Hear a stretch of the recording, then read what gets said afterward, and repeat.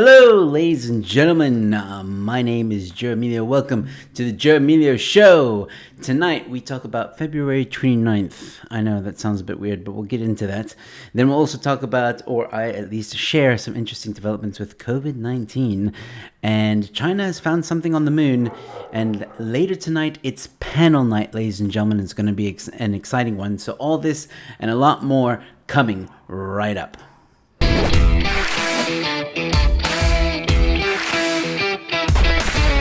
All right, ladies and gentlemen, we're back and we're here. We're starting. It's Tuesday evening, 7 o'clock in Cape Town. Sorry, I get excited sometimes. But we're here. It's 7 o'clock, ladies and gentlemen. Right off the get-go, I know some of you might ask when you tune in, where's your panelists? You know, a big panel night tonight, ladies and gentlemen. I've got Bongani from Action SA. He's coming on. He's the guy that left DA to go to Action SA. He's coming on. I've got John Endres also joining me. And I've got Martin van Staden, who's also going to join me as well.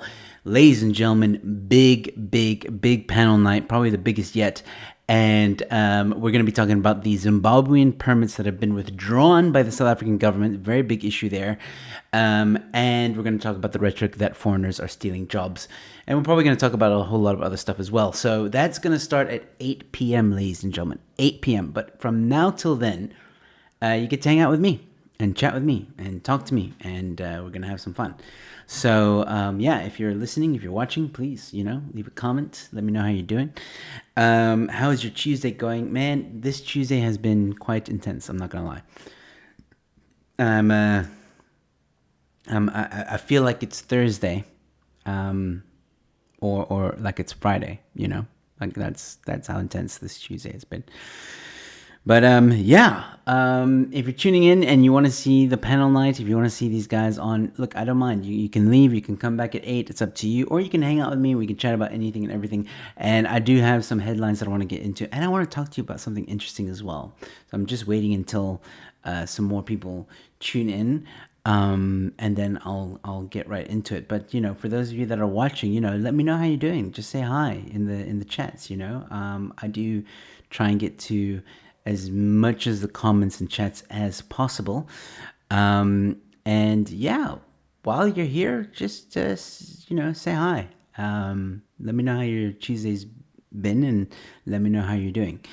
Anyway, ladies and gentlemen, if you are watching this for the very first time and you're new to this channel, consider giving a subscribe. It's greatly appreciated. If you like this content, you really want to support me, then you can also become a member, and there's some perks if you become a member as well. So do check that out. Anyway, let's get into it. Ladies and gentlemen, first headline of that I really want to talk about, because this might excite some of you, by the way. This is, I think, good news. Okay. Measures to prevent infection failed. Okay, this is a study finds 85% of Gauteng residents were likely infected in the first 3 C19 waves. Now, some of you might be saying, what's the good news here? This sounds horrible. Just hear me out before you start judging. Matthew is in the house, ladies and gentlemen, saying, "Say hi, cheese is molded." Okay. Always with the insightful comments. All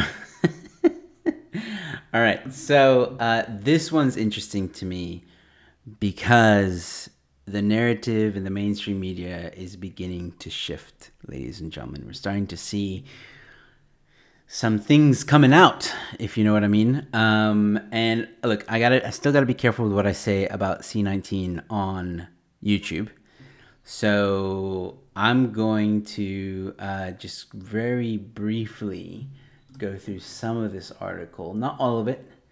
I mean, this is not necessarily clickbait. This is like a peer-reviewed, whatever that means. See, first peer-reviewed and published data demonstrating the decoupling between infections and C19, severe disease and death during the Omicron wave in South Africa show it is likely 85% of Gauteng residents already had C19 before the outbreak of the 4th wave. So there you go. But I think the most important thing, because this is like this guy that they are quoting, by the way, is like ANC's go-to medical guy. Like they have been using him to quote him and other people, but he's one of the big ones, right? And they've been using him to like quote some crap, all that stuff. So he's now saying, okay, where is it?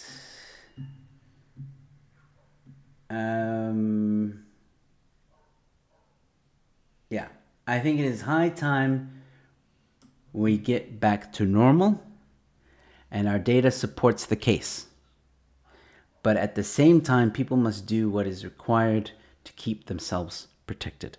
Now, I don't care what you do. I've said this before on the show, okay? I don't care where you stand. Obviously, mandatory jabs, that's not cool. Totally against that. But you want to get the jab, get the jab. You don't want to get the jab, don't get it. I don't care, okay? But I'm just saying, narrative changing, ladies and gentlemen. Finally, if some big doctor that the ANC relies on can now say this, you're going to see COVID becoming a thing of the past pretty soon. And I mean, he says it in the article as well. Like, I'll try and look for it now. But basically, he says, like, this is, something we're going to have to live with. It's becoming less dangerous. Yeah, here it is. It's actually right above what I showed earlier. Sorry. Just so I'm not like, people don't say misinformation. No, it's right there. Here. We're never going to get rid of C-19, but the acute phase of the pandemic has passed. So in other words, it's not going to be dangerous anymore. Okay? So we're moving on. And the narrative is changing, ladies and gentlemen. This is good news. This is why I'm saying it's good news. Because the narrative is changing. We're going to start seeing a lot more of this, like, oh, guys, it's not as dangerous as it used to be, oh, okay, cool. Don't wear your this, don't wear that, you don't have to social distance, blah. It's going to be slowly phased out. And what's interesting to me is I tweeted earlier. You know what? And because a lot of people have been saying this. I mean, it's not just me. I mean, there's a lot of people, I've been seeing a lot of people on social media say this, is that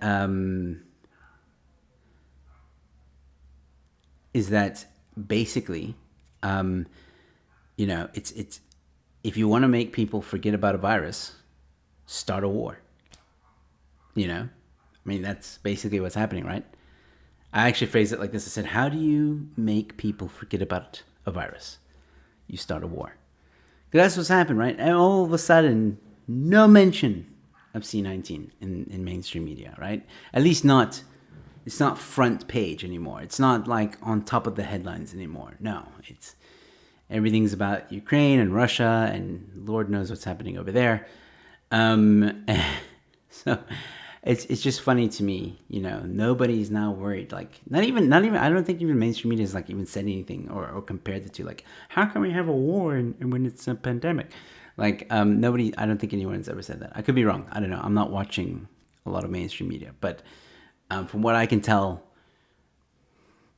COVID seems to be phasing out. So yeah, I just thought I would share that with you. You guys can comment. Let me know what you think. Good day, gents and ladies. Hello, Governor. Nice to see you here. Are you coming out to Jeremy? I don't even know what that means. What? All right. So next headline. No, I want to leave this one for last. This one's going to be interesting to talk about because I don't know what to think. I don't know what to make of it. So China rover spots strange glass spheres on far side of the moon. Now, apparently, these spheres are natural formations of stuff. All right, I don't have time to go into all of it, but like basically, in a nutshell, the article speaks about how this can occur naturally from volcanoes and what and certain minerals mixing together, blah blah. And that's actually a very common thing around even on Earth, when meteors hit Earth, these kinds of glass spheres form. Okay, now this is on the moon. Chinese rover found this on the moon. Why am I bringing this up? Because I think it's aliens. I think there's some kind of landing strip. This is their landing strip. That's where they go in and out. It's like a beacon of some kind. But what's crazy is, right? It's no longer crazy to say that you believe in aliens. Have you noticed that? Because I don't know if you guys saw it last year. Was it last year or the year before? Where the U.S. government actually acknowledged UFOs. And I know what people are going to say. Yeah, but they acknowledged unidentified flying objects and that they do exist. And an unidentified flying object is just that. An unidentified flying object. Fair enough. But there's a lot of footage that cannot be explained. I'm just saying, it is out there. And now the government used to be like, yeah, there's just no such things as UFOs. Now they're saying there is. It's like, okay, it calls into question a lot of things. Things are still being redacted. You can't see everything. But I'm just saying, now people are speaking more openly about this kind of stuff. And it's crazy to me. Because, pre-COVID, to say that you believed in aliens, some people thought it was cool. Some people thought it was crazy. I don't know. I definitely don't believe we're alone on this planet. I'll put it that way. I don't know if those other beings come in the shape of like big eyes and like 3 fingers for hands, but I do think that we are not alone in this universe. And I think that this was planted by whatever. Like, I really feel that sometimes aliens screw with us, like they're just like, hey, let's put this here and see what the humans do, And then they're like somewhere they can see all this, right? And they're like, look, they're trying to explain it away with like volcanoes and crap. And like, I really think that that's the case. And some of you might think I'm being stupid, but that's what I think. That's my opinion. Look, I'm sure science can explain it away. Like I said, read the article, you'll see. It says like, oh yeah, this is formed over, a long period of time, and like volcanoes, and there's different shapes, and when meteors hit the surface, it causes this reaction, which then makes this and that. Okay, fine, maybe, yeah, that could be true. But a lot of other things could be true too. I'm just saying. Let's see here. What am I missing out on? Aliens is a CIA psyop, dude. Oh, Moro Bone. Hello, buddy. How are you? Thank you for tuning in. I got to get you back on the show again. But thank you so much for tuning in. A psyop. That's an interesting take. I would actually love to chat to you about that. That is an interesting... I mean, it could be. Like I just said, anything is possible. Valerie saying, hello, hi, Joe and company. Hello, Valerie. Thank you for tuning in. Pebbles on the moon.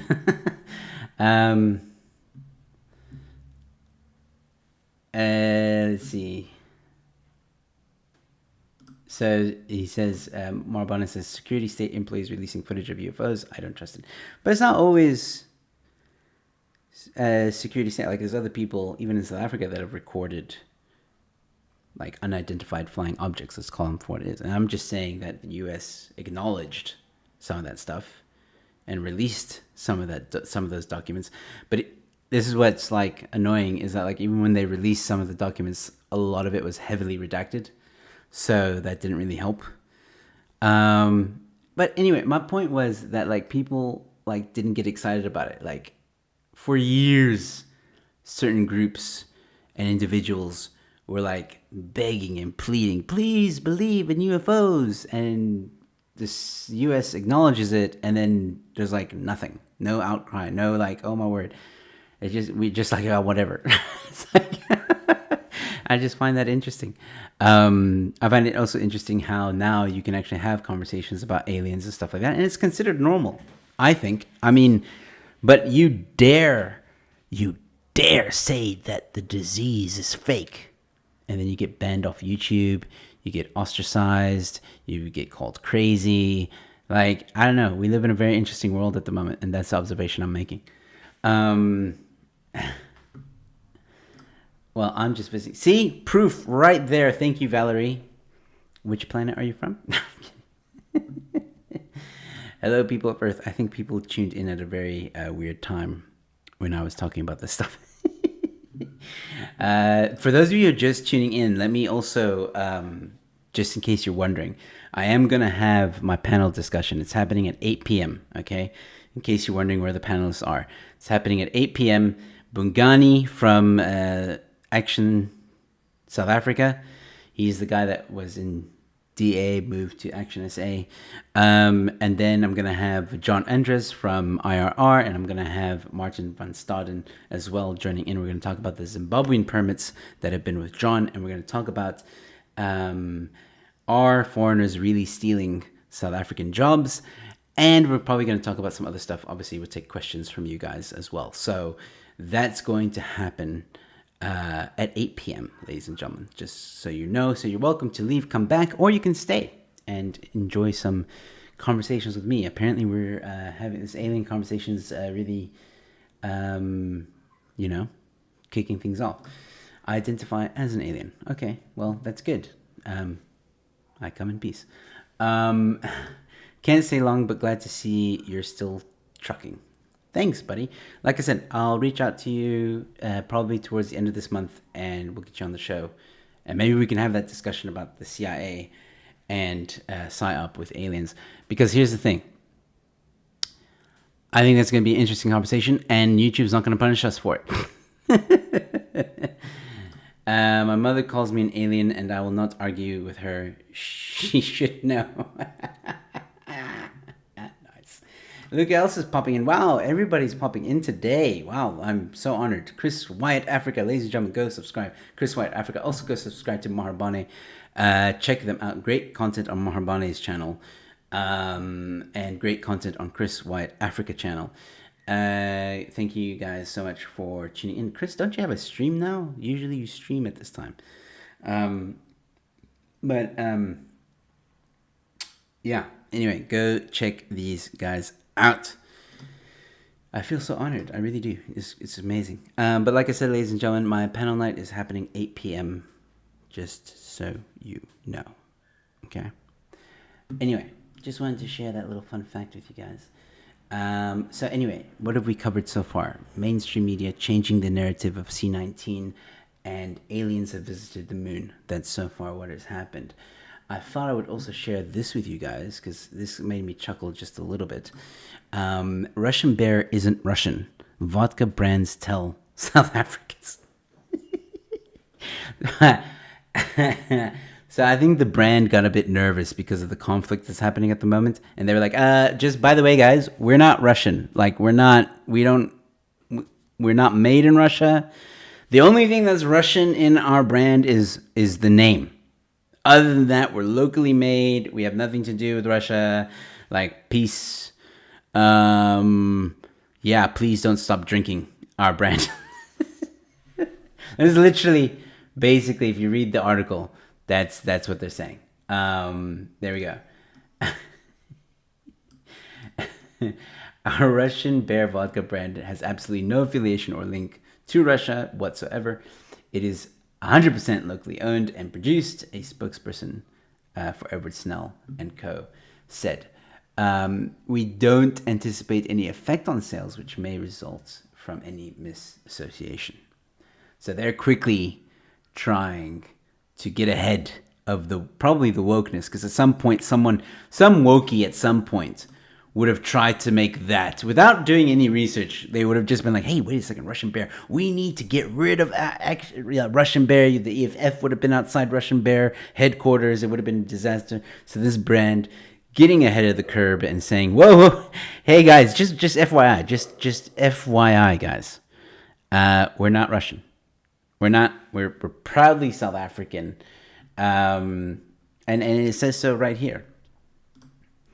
Says so right here. Proudly produced right here in South Africa. Russian Bear Vodka has set the bar for fantastic quality vodka without compromising on style and pure credibility. They had to take the moment to kind of punt themselves as well. Like, we're outstanding vodka and we are not Russian. And it's always all Russian Bear vodka is triple distilled. This is how scared this company is. And it's totally possible. That's the thing. Someone would have looked at that brand and been like, hey, wait a second, this is Russian Bear. Screw you, Russian Bear, because of what you're doing to Ukraine. Like there would have been someone who would have done that. And I just find that hilarious. So Chris White asking, still trucking, did something happen? I don't think so. I think what Marabani is just saying, like, I'm still going. It's good to see that I'm still going.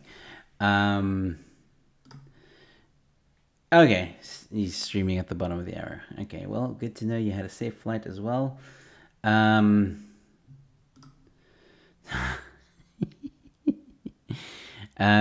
don't. Oh yeah, the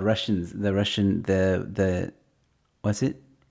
Russian sausages, maybe. Matthew, don't give them any ideas, okay? Don't give them any ideas, okay? I don't think the Russian sausages have anything to do with Russia. I wonder why they're even called Russian sausages in the beginning. Like, wait a second. Matthew, you make me want to find out things. Russian, why are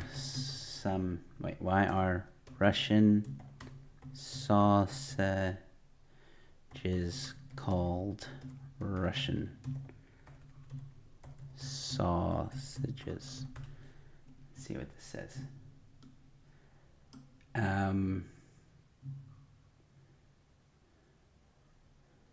Okay, so it says here, why Russian exactly? Turns out it's actually named after Polish kielbasa and the Russian kalbasa, and the delicacy has been a part of our country cuisine for hundreds. Oh, wow! So, wait, which country? It doesn't say which country. Oh, okay. There is a Russian sausage. Kolbasa is a Russian variety of sausage made from ground meat. Yeah, but that could just be kolbasa. I'm asking. Okay, here we go. Are Russian sausages made from Russia? They're originally in Russia during the first half. Okay, so yes, there is. I could be Googling this wrong, but yeah.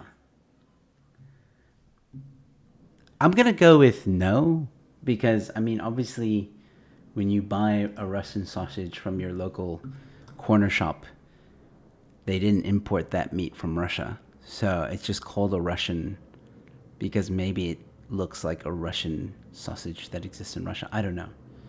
But yeah. Tracy Wolf saying there must be intelligent life on other planets that probably resembles us. Some more advanced, maybe. They definitely not green little men trying to take over the planet. We just haven't encountered them yet. That's the scary part. I think my brother drank himself to death on Russian Bear vodka. I know I have. Way back when, in my younger days.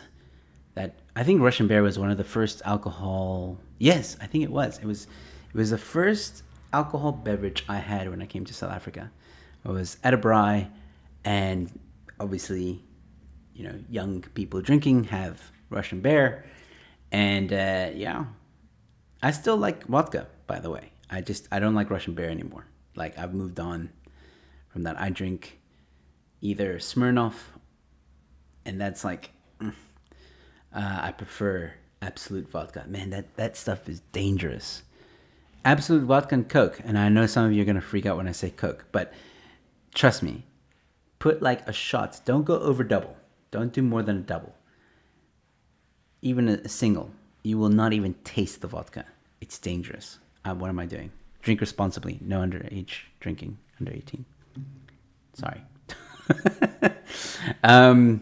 Yes, make sure you drink responsibly. That's a good thing to say.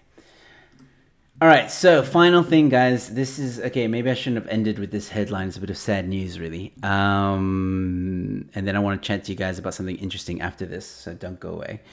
But here we go. This is not for sensitive viewers right now. Just letting you know. Here is the official petrol price for March. Okay, are you guys ready? I don't think you guys are ready. I don't think you guys are gonna like what you're about to see. But let me just get it there. Here we go.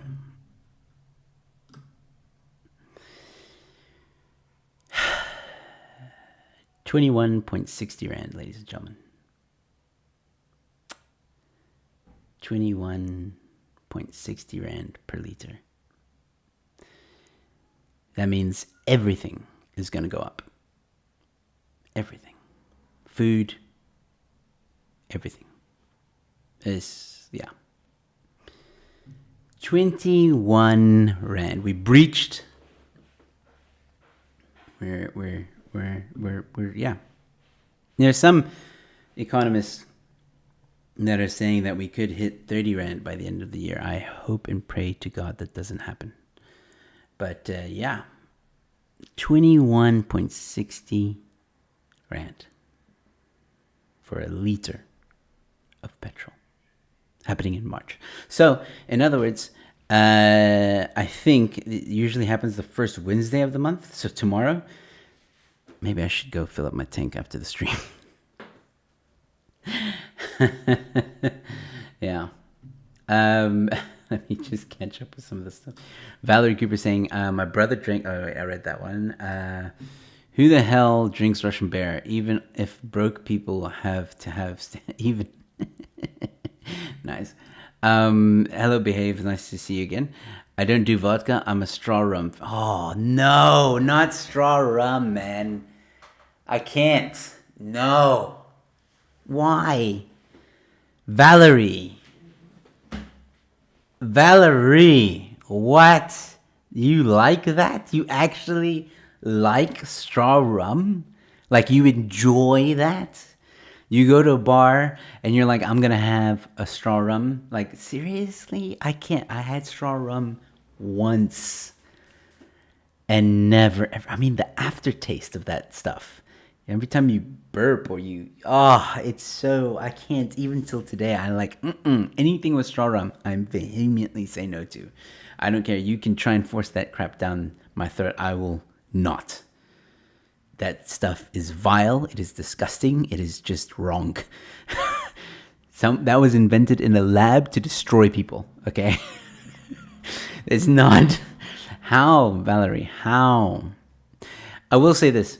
I used to work at a bar. I used to manage a bar in Cape Town. And there always used to be a guy every Saturday in the afternoon or Sunday in the afternoon would come by and he would order just a single straw rum. I always used to at the beginning I used to be like, how can you drink that? But he used to sip it. He'd just have a shot and he would just sip. And that would be pretty much the only drink he'd have. And sometimes he'd have a beer with it or whatever. But yeah, nice old man. Didn't understand. Didn't understand. And Behave is agreeing with you. Behave, what the hell? Some people say I will need to sell my car to buy petrol for my car. Yep, that's pretty much how it is. Holy moly, so expensive. Yep, unfortunately. Love that rum and ice cream.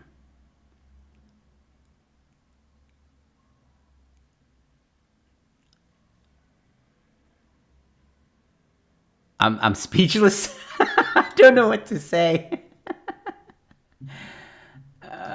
Behave and Valerie, you guys must just, I don't know, go on a date or something. You meant for each other. Ever had Boilermaker? Yes. Half a glass of beer? Yes. And a shot? Yes. I know what that is. No. I'm not. No. I managed a bar. I know what it is. I'm not a drinker. Straw and coffee and ice cream. What is this combination? Is this a thing? Is this like a thing? Do South Africans really enjoy Valerie?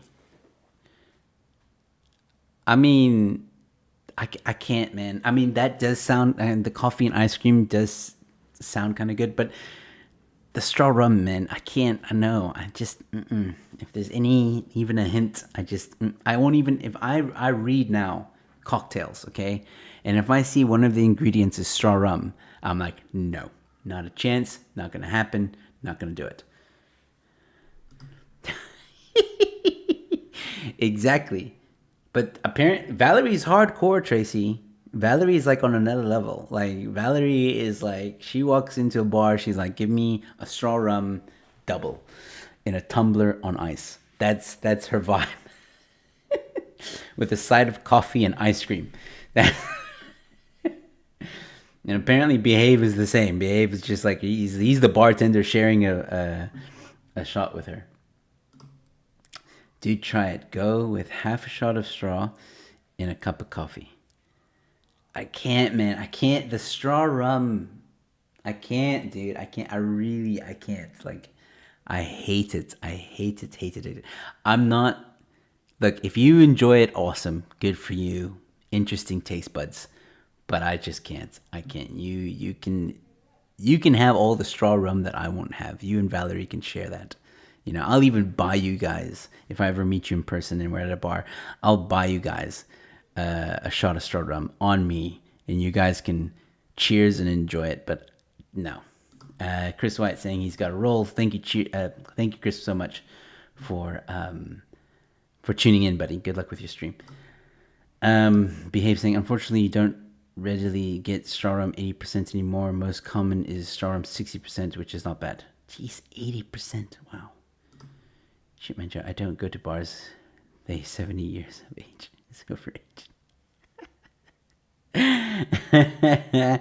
Well, I mean, we'll make a plan, okay? We'll go to there's some coffee shops that have bars now. So, I mean, we'll ask the coffee shop if they have straw rum. And we'll have a coffee and straw rum. You will have a coffee and straw rum. I won't. I'll just have a coffee. No, I can't.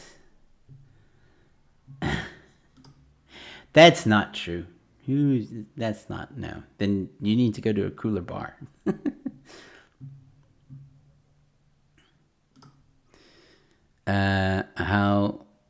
Yeah, no, Matthew, stay away. I mean, I don't even know. Sometimes I think you're drunk when you watch the show. So if this is you sober, like stay away from alcohol in general, I would say. Like just don't do it. I'm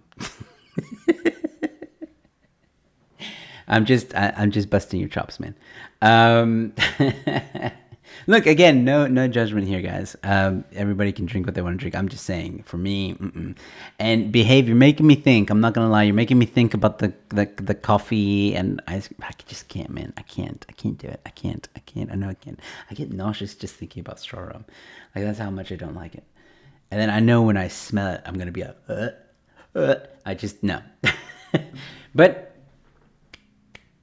well done to both of you. You probably have hairier chests than I do. How dare you? I did. What are you gonna do? Anyway, something I wanted to chat to you guys about is leap year. So something interesting fact about me. I got married on the 29th of February, 2020. So yeah, right before lockdown, I know. But that's also, for those of you who are in the know, I guess. I don't know. Wrong phrase to use. But yeah, we got married on the 29th of February. So obviously now it is it's been the 28th. We technically don't have an anniversary. So it's interesting, right? Because this has been a debate now. I've had this conversation with a few of my friends. I want to know what you guys think. So my one friend actually made a valid point, and I think I like it. So obviously we were discussing, if you have a birthday or an anniversary on the 29th of February, 8th of February, or do you celebrate on the 1st of March? And obviously there's conundrums, right? Because Sorry, I thought I was disconnected there. Can everybody hear and see me? I think I'm fine. It says I'm still live. So a little bit of an internet drop there, guys. Sorry. But as I was saying, so if you have an anniversary or birthday on the 29th of February, when do you celebrate your anniversary or birthday? Do you celebrate it in February, or do you celebrate it like the 28th of February, or do you celebrate it 1st of March? Because there's a bit of a conundrum, isn't there? Because technically, your birthday or anniversary was in February, so it feels wrong to celebrate it in March, right? Even though technically it is the day after, the 28th, obviously. But then again, the 28th is appealing because, well, it's the same month. It's February. So I thought, hey, let me open this conversation to you guys because, like I said, it's my anniversary with my wife, 2 years now. By the way, love you, babe. And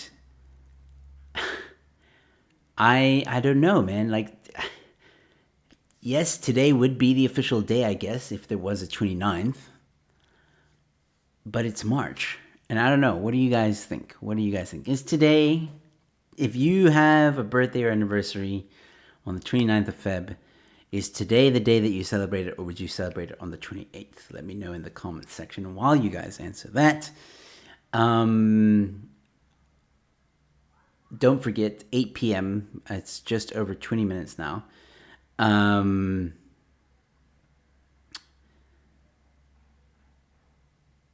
Panel night with Bongani from Action SA, John Endres from IRR, and Martin van Staden. We're going to talk about the Zimbabwean permits that have been withdrawn, as well as is it true that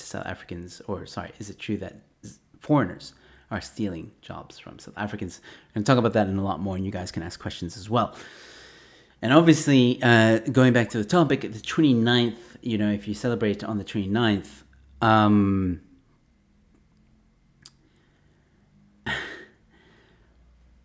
that also means that you're going to skip a few years, right? Because the 29th only comes every 4 years, right?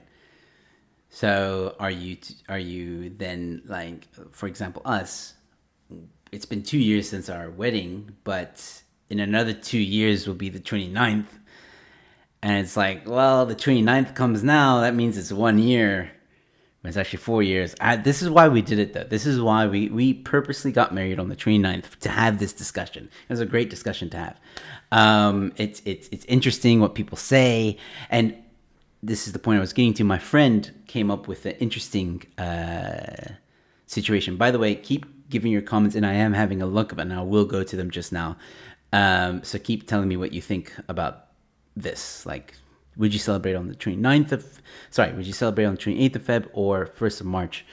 But listen to this. So my friend, when I was discussing this with him, he gave an interesting solution, which the more I think about it, kind of makes me feel better about it. So he was saying how, well, technically, that date doesn't exist anymore, right? Even though it was in the month of Feb and that's still around, the day is gone. It doesn't exist. So technically, having said that, you can celebrate whenever you want in the year. You can just declare for that year, every year until the 29th returns. Those 4 years in between, you can celebrate whenever you want. You can have your birthday or anniversary in August. It doesn't matter. Because the day's not there. So you can do it whenever. And that's what he does. I think he's actually a leap year baby. He was born on the 29th, and that's what he does with his birthday every year. He's like, you know what? I feel like September this year. Which I thought was an interesting way of looking at it. So let me know what you guys think. And while you guys do that, I'm going to look at some of the comments that have come in here. Matthew saying, smart plan, less shit for forgetting anniversary date later on in life. Well done, Joe. Yeah, I know. Well, the confusing part isn't really forgetting about the date. The confusing part is how long we've been together. Because when people are going to ask that, right? They're gonna say like, "So how long have you guys been together?" And we're gonna be like, "Well, technically 8 years, and technically 2." Like, what? Valerie offering a straw rum and ice cream. I don't know if I can do it, Valerie. I really don't. I don't think you understand my fear towards straw rum. I'll still meet up with you though. That I would do. Ellen in the house. Hello, Helen. Thank you for tuning in. Let's see here. I would celebrate on the 28th. Okay. Interesting. Interesting comment. I think a lot of people would. I think we didn't. We celebrated today. Actually, technically, we're going to celebrate tomorrow because we're going out for dinner tomorrow with her. But we did wish each other today and not yesterday. I guess you could celebrate birthdays. That's something I didn't think of. No, but then you can't because 28th is still the 28th. That's the thing. See how confusing this thing is. But I love it. I mean, I think it's great. It's always a conversation starter. It's interesting to see what people say. So yeah. Got married on a leap year, man. Got married on a leap year. In 2 years, it'll be 1 year of marriage. It just sounds so funny to say. In 2 years, it'll be 1 year of marriage. Doesn't even make sense. You should celebrate every day. That's a cop-out, man. I know what you mean, and I hear what you're saying, and of course, yada. It's like the people about Valentine's Day, who I always say, if you say this during Valentine's Day, or when Valentine's Day is approaching, or whatever, it just means that you don't have a date. So, like, people always say, "Oh no, Valentine's should be celebrated every day." You know what? Yes, I hear what you're saying. You're right. It's like, don't take life for granted kind of situation. I get that. I understand that. I hear you. But now you're taking away from the speciality of the day, like, okay, Valentine's Day, screw Valentine's Day. But, an anniversary, that's a special moment in the history with you and a loved one. So I say, yeah, celebrate it. It's like a birthday, like, you wouldn't just be like, oh, celebrate your birthday every day, like, I mean, you could, and I think a lot of people would, but no, your birthday is your birthday. It marks a year of you living on this earth.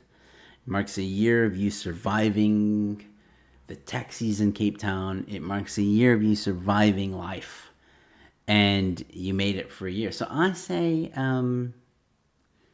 yes, celebrate every day, absolutely. But celebrate even more on the special days. I think that's how, we should look at it. We don't need Valentine's Day. No, well, no. It's just a commercial kind of thing. I think I read up once why the 14th of February, and it was like a really stupid story. But it's one of those things, like, do we really need Mother's Day and Father's Day? And, while we're at it, why don't we just get rid of Christmas? Like, some people are just going to clip that and be like, oh, Joe hates Christmas.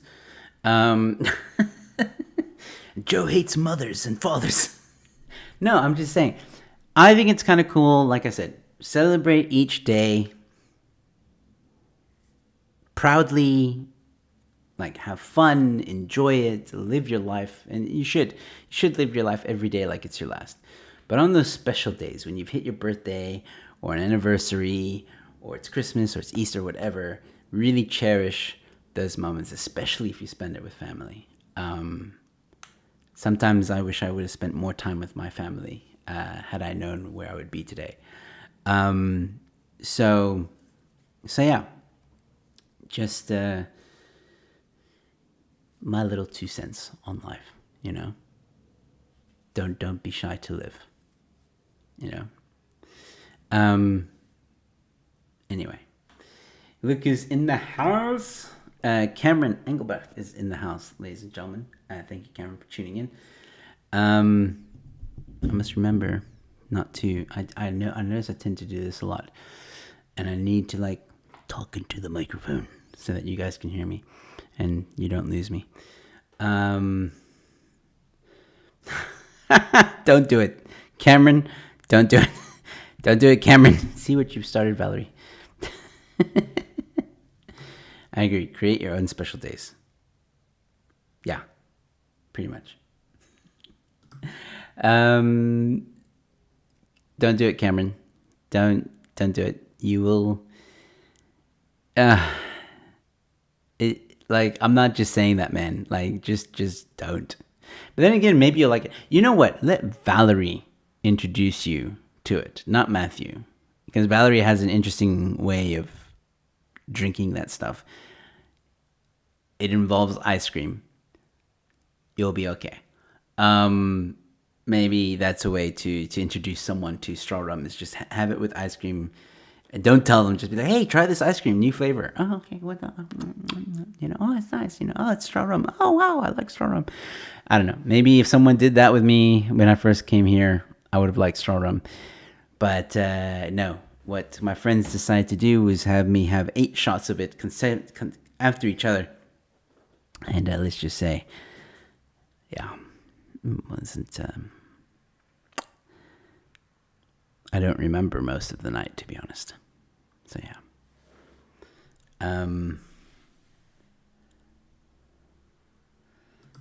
Tell me something I don't know. Okay. Cool. So, ladies and gentlemen, less than 15 minutes, I'll be joined by the panelists of tonight. It will be Bongani from Action South Africa. It will be John Endres from IRR, and it will be Martin van Staden from,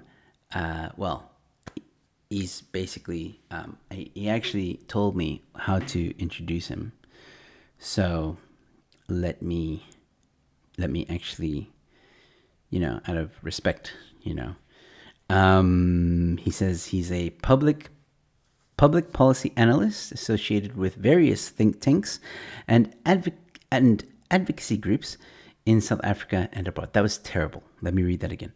So, ladies and gentlemen, Martin van Staden will be joining me tonight as well for the panel discussion that we're going to talk about later on. He is a public policy analyst associated with various think tanks and advocacy groups in South Africa and abroad. That's Martin van Staden, who's going to be joining us later. We're going to be talking about the Zimbabwean permits that have been revoked or withdrawn by the South African government, as well as are foreigners really stealing jobs? And we're going to have a harsh, real discussion about that. And of course, we'll be taking in questions from our viewers, which is you guys. So please stick around in the next 12 minutes, ladies and gentlemen. They will be joining. I'm just waiting for them to call in, and as soon as they do, and as soon as everybody's here, we will go live. So there will be a we are live now, but I'm saying we'll be back. So there is a 5-minute break coming up, ladies and gentlemen, at 7:55. But again, if my guests are here on time and there's no issues, we'll be less than 5 minutes. The break will be less than 5 minutes. So yeah, do stick around for that. And then we've got some new people joining in, ladies and gentlemen. Martin, anti-Marxist ZA, hello. And we have Dale, who's also joining. Dale, thank you so much for tuning in again. Good to see you here, buddy. And bring a barf bag, Cameron. Yeah, I would say so. Hugging the toilet. That was me. I've been there a few times. Straw rum. No. No. If you're just tuning in and you're wondering why I'm talking about straw rum, it's because I showed a headline earlier about Russian Bear who said that they have nothing to do with Russia. They are locally made. So, funny how a company needs to say that.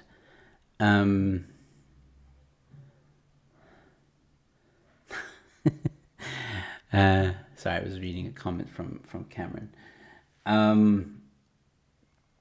Cool. So, ladies and gentlemen, I've pretty much spoken about everything that I wanted to speak to you guys about, and it was an interesting conversation. We spoke about leap year. For those of you who might be watching after the fact, comment below. Let me know what you think. When would you celebrate if your birthday or anniversary fell on the 29th of February? When would you celebrate? The 28th of March, the 28th of Feb, 1st of March, or would you just choose any day of the year and celebrate? I'm thinking about just choosing any day of the year. Next year, I'm just gonna be babe. Our anniversary is on.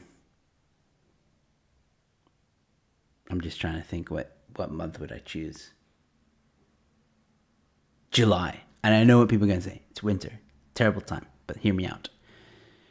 You go away into like a romantic setting in the woods, right? It's winter. You got to make sure the place has a heater or a fireplace. Yeah. I think, yeah. Boom. July next year is our anniversary. Kinning, am I pronouncing that right? Saying made it. Yeah, you did make it in time. In less than 10 minutes, the panelists will be joining me, ladies and gentlemen. Thank you so much, Kinning, for tuning in. If you're not subscribed, please subscribe. I haven't seen your name before. If I have, I'm sorry. I see a lot of names on this channel. But yeah, thank you so much for tuning in, buddy. Where did you get your cute little Yoda? That is not, well, it is a Yoda species, but remember, Yoda is a name, and this little guy's name is, don't tell me, I'm not even going to look at the comments. I know his name. I want to say Groot, but I know that it's not Groot. Guru, I think. Guru? No, it's not Guru, it's Goru. Do not tell me, people. Someone's going to really shit on me now. Hear me out. A shot of straw. And we discussed this, man. I am not going to have straw rum with anything. I'm not doing it.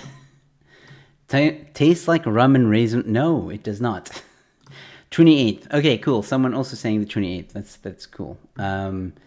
Leap year people don't exist.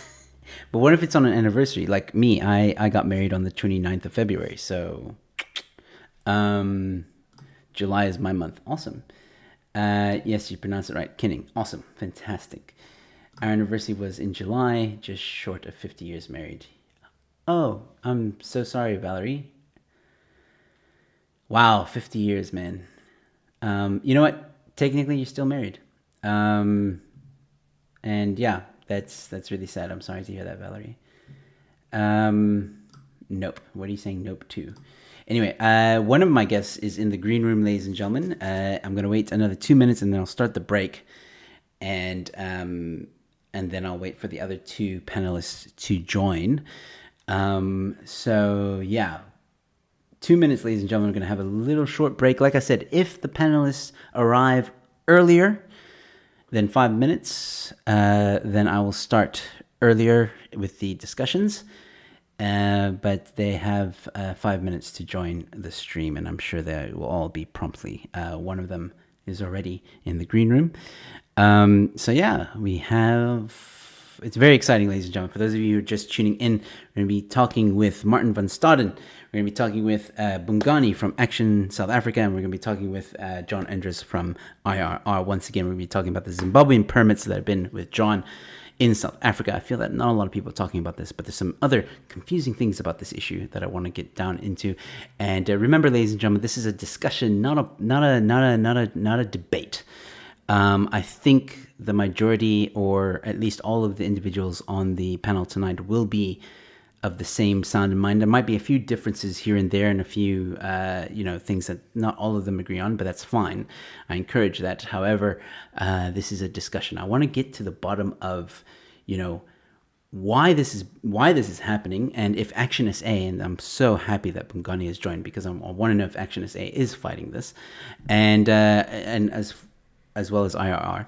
And then I want to know, as well as this rhetoric that the some opposition parties have, that basically, foreigners are the reason why we don't have jobs in South Africa. I want to get clarity from Action SA because they seem to be flip-flopping every now and again. But I think my other guests, Martin and John, will also clarify and bring some stats to you guys as well. So remember, ladies and gentlemen, you'll be also able to ask questions, which I will get to or try to get to towards the end of the discussion. But if there's anything pressing or if the guys themselves want to answer a question from you, they can see your comments. Okay, it's time for me to go on a break, ladies and gentlemen. Two of the panelists have joined in the green room and they are waiting. So we're just waiting on one more. And hopefully, like I said, if he arrives sooner than 5 minutes from now, we will start earlier. Otherwise, I will wait until he joins. But ladies and gentlemen, we'll be back in 5 minutes.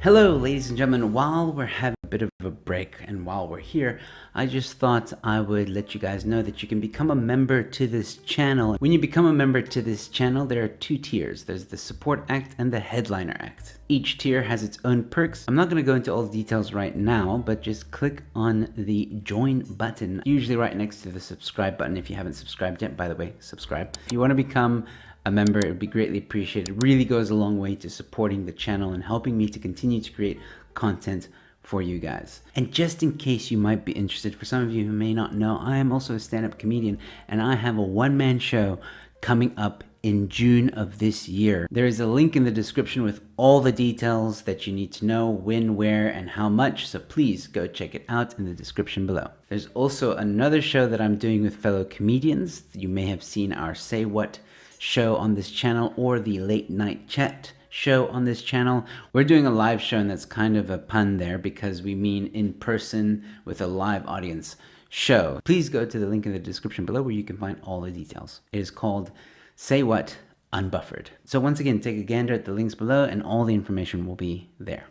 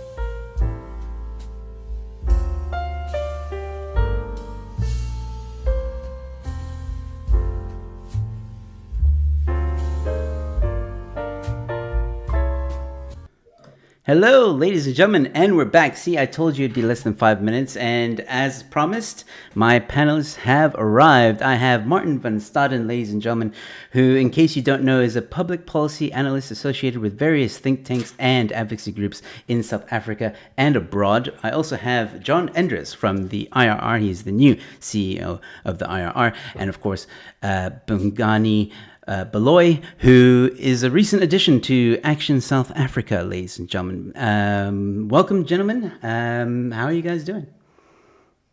Yeah, thanks, Joe. Good to be here.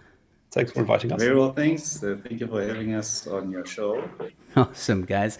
All right. So, once again, to Martin and Bongani, thank you guys for coming on. This is the first time you guys are on my show, and hopefully in the future I can have a 1 hour interview. But we'll discuss that another time. Right now, we are here to discuss something quite important, and I was explaining this to my audience before you guys came on. This is like a discussion panel. It's not really a debate panel. I want to have an honest and real discussion about this issue that is going on in South Africa. So feel free to say what you want to say. I don't believe in censoring people on this show.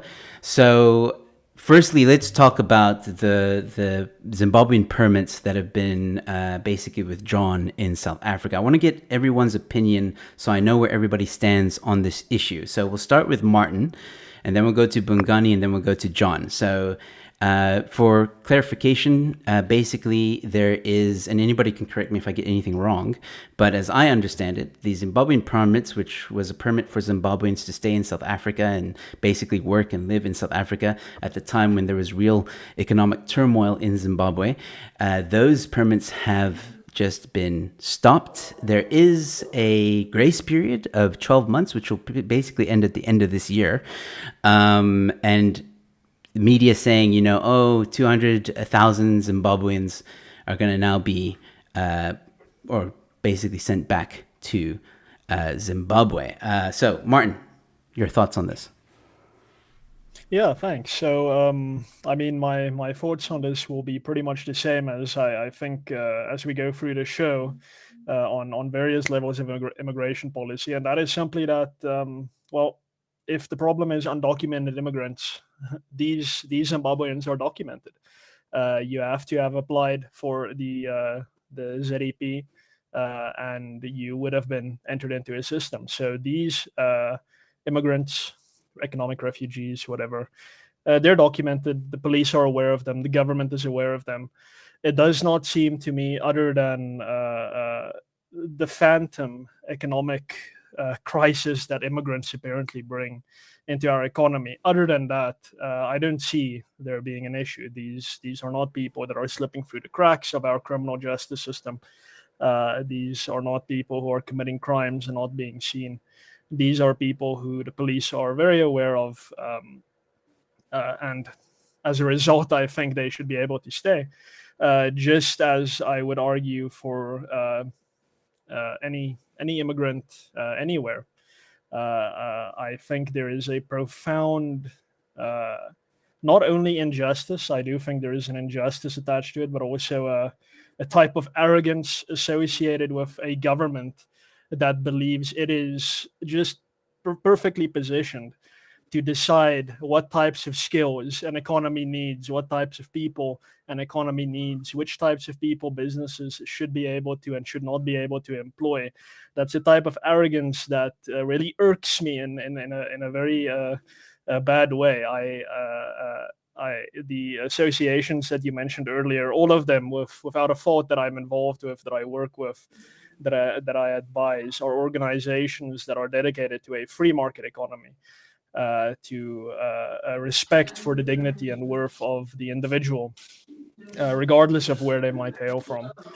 And central to this really is this insight that, listen, at the end of the day, the government simply doesn't have the competence to know what an economy, what a market needs. That is something that the market decides. That's something that the people themselves decide.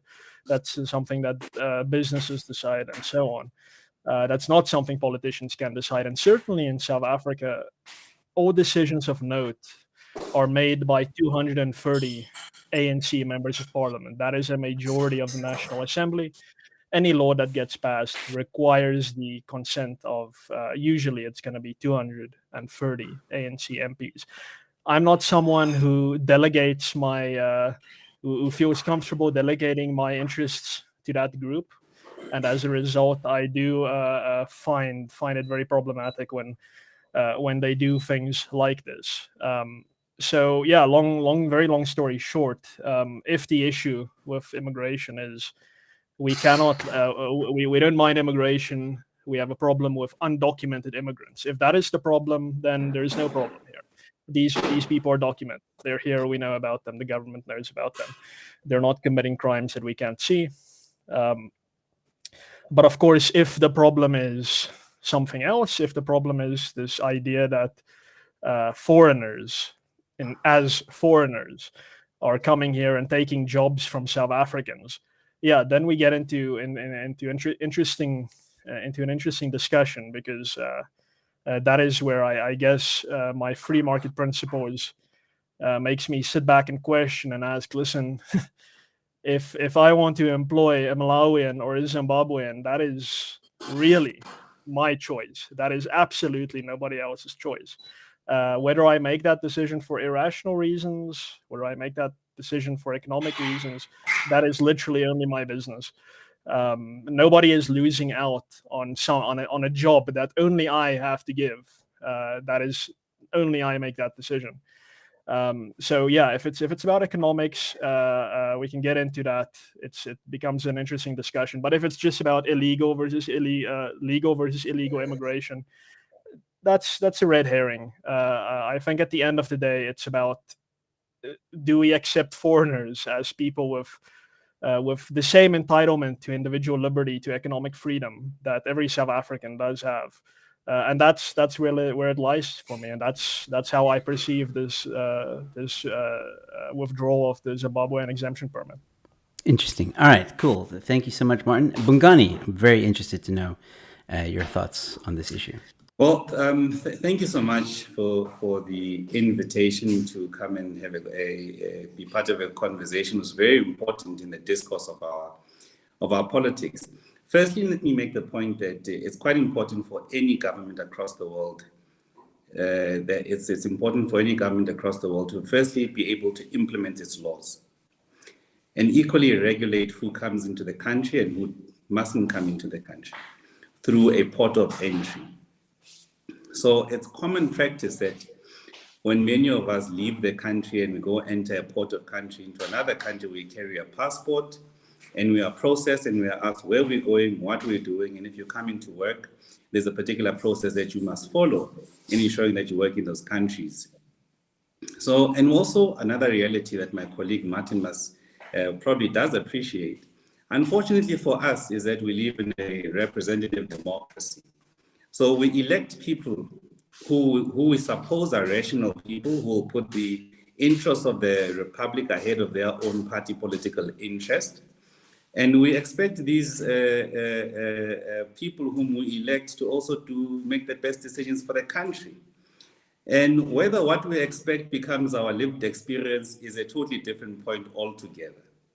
So our point of view is that we need to ensure that firstly the country in the state ensures that we remain we protect the integrity of our borders and the country by regulating who comes in and who does not come in.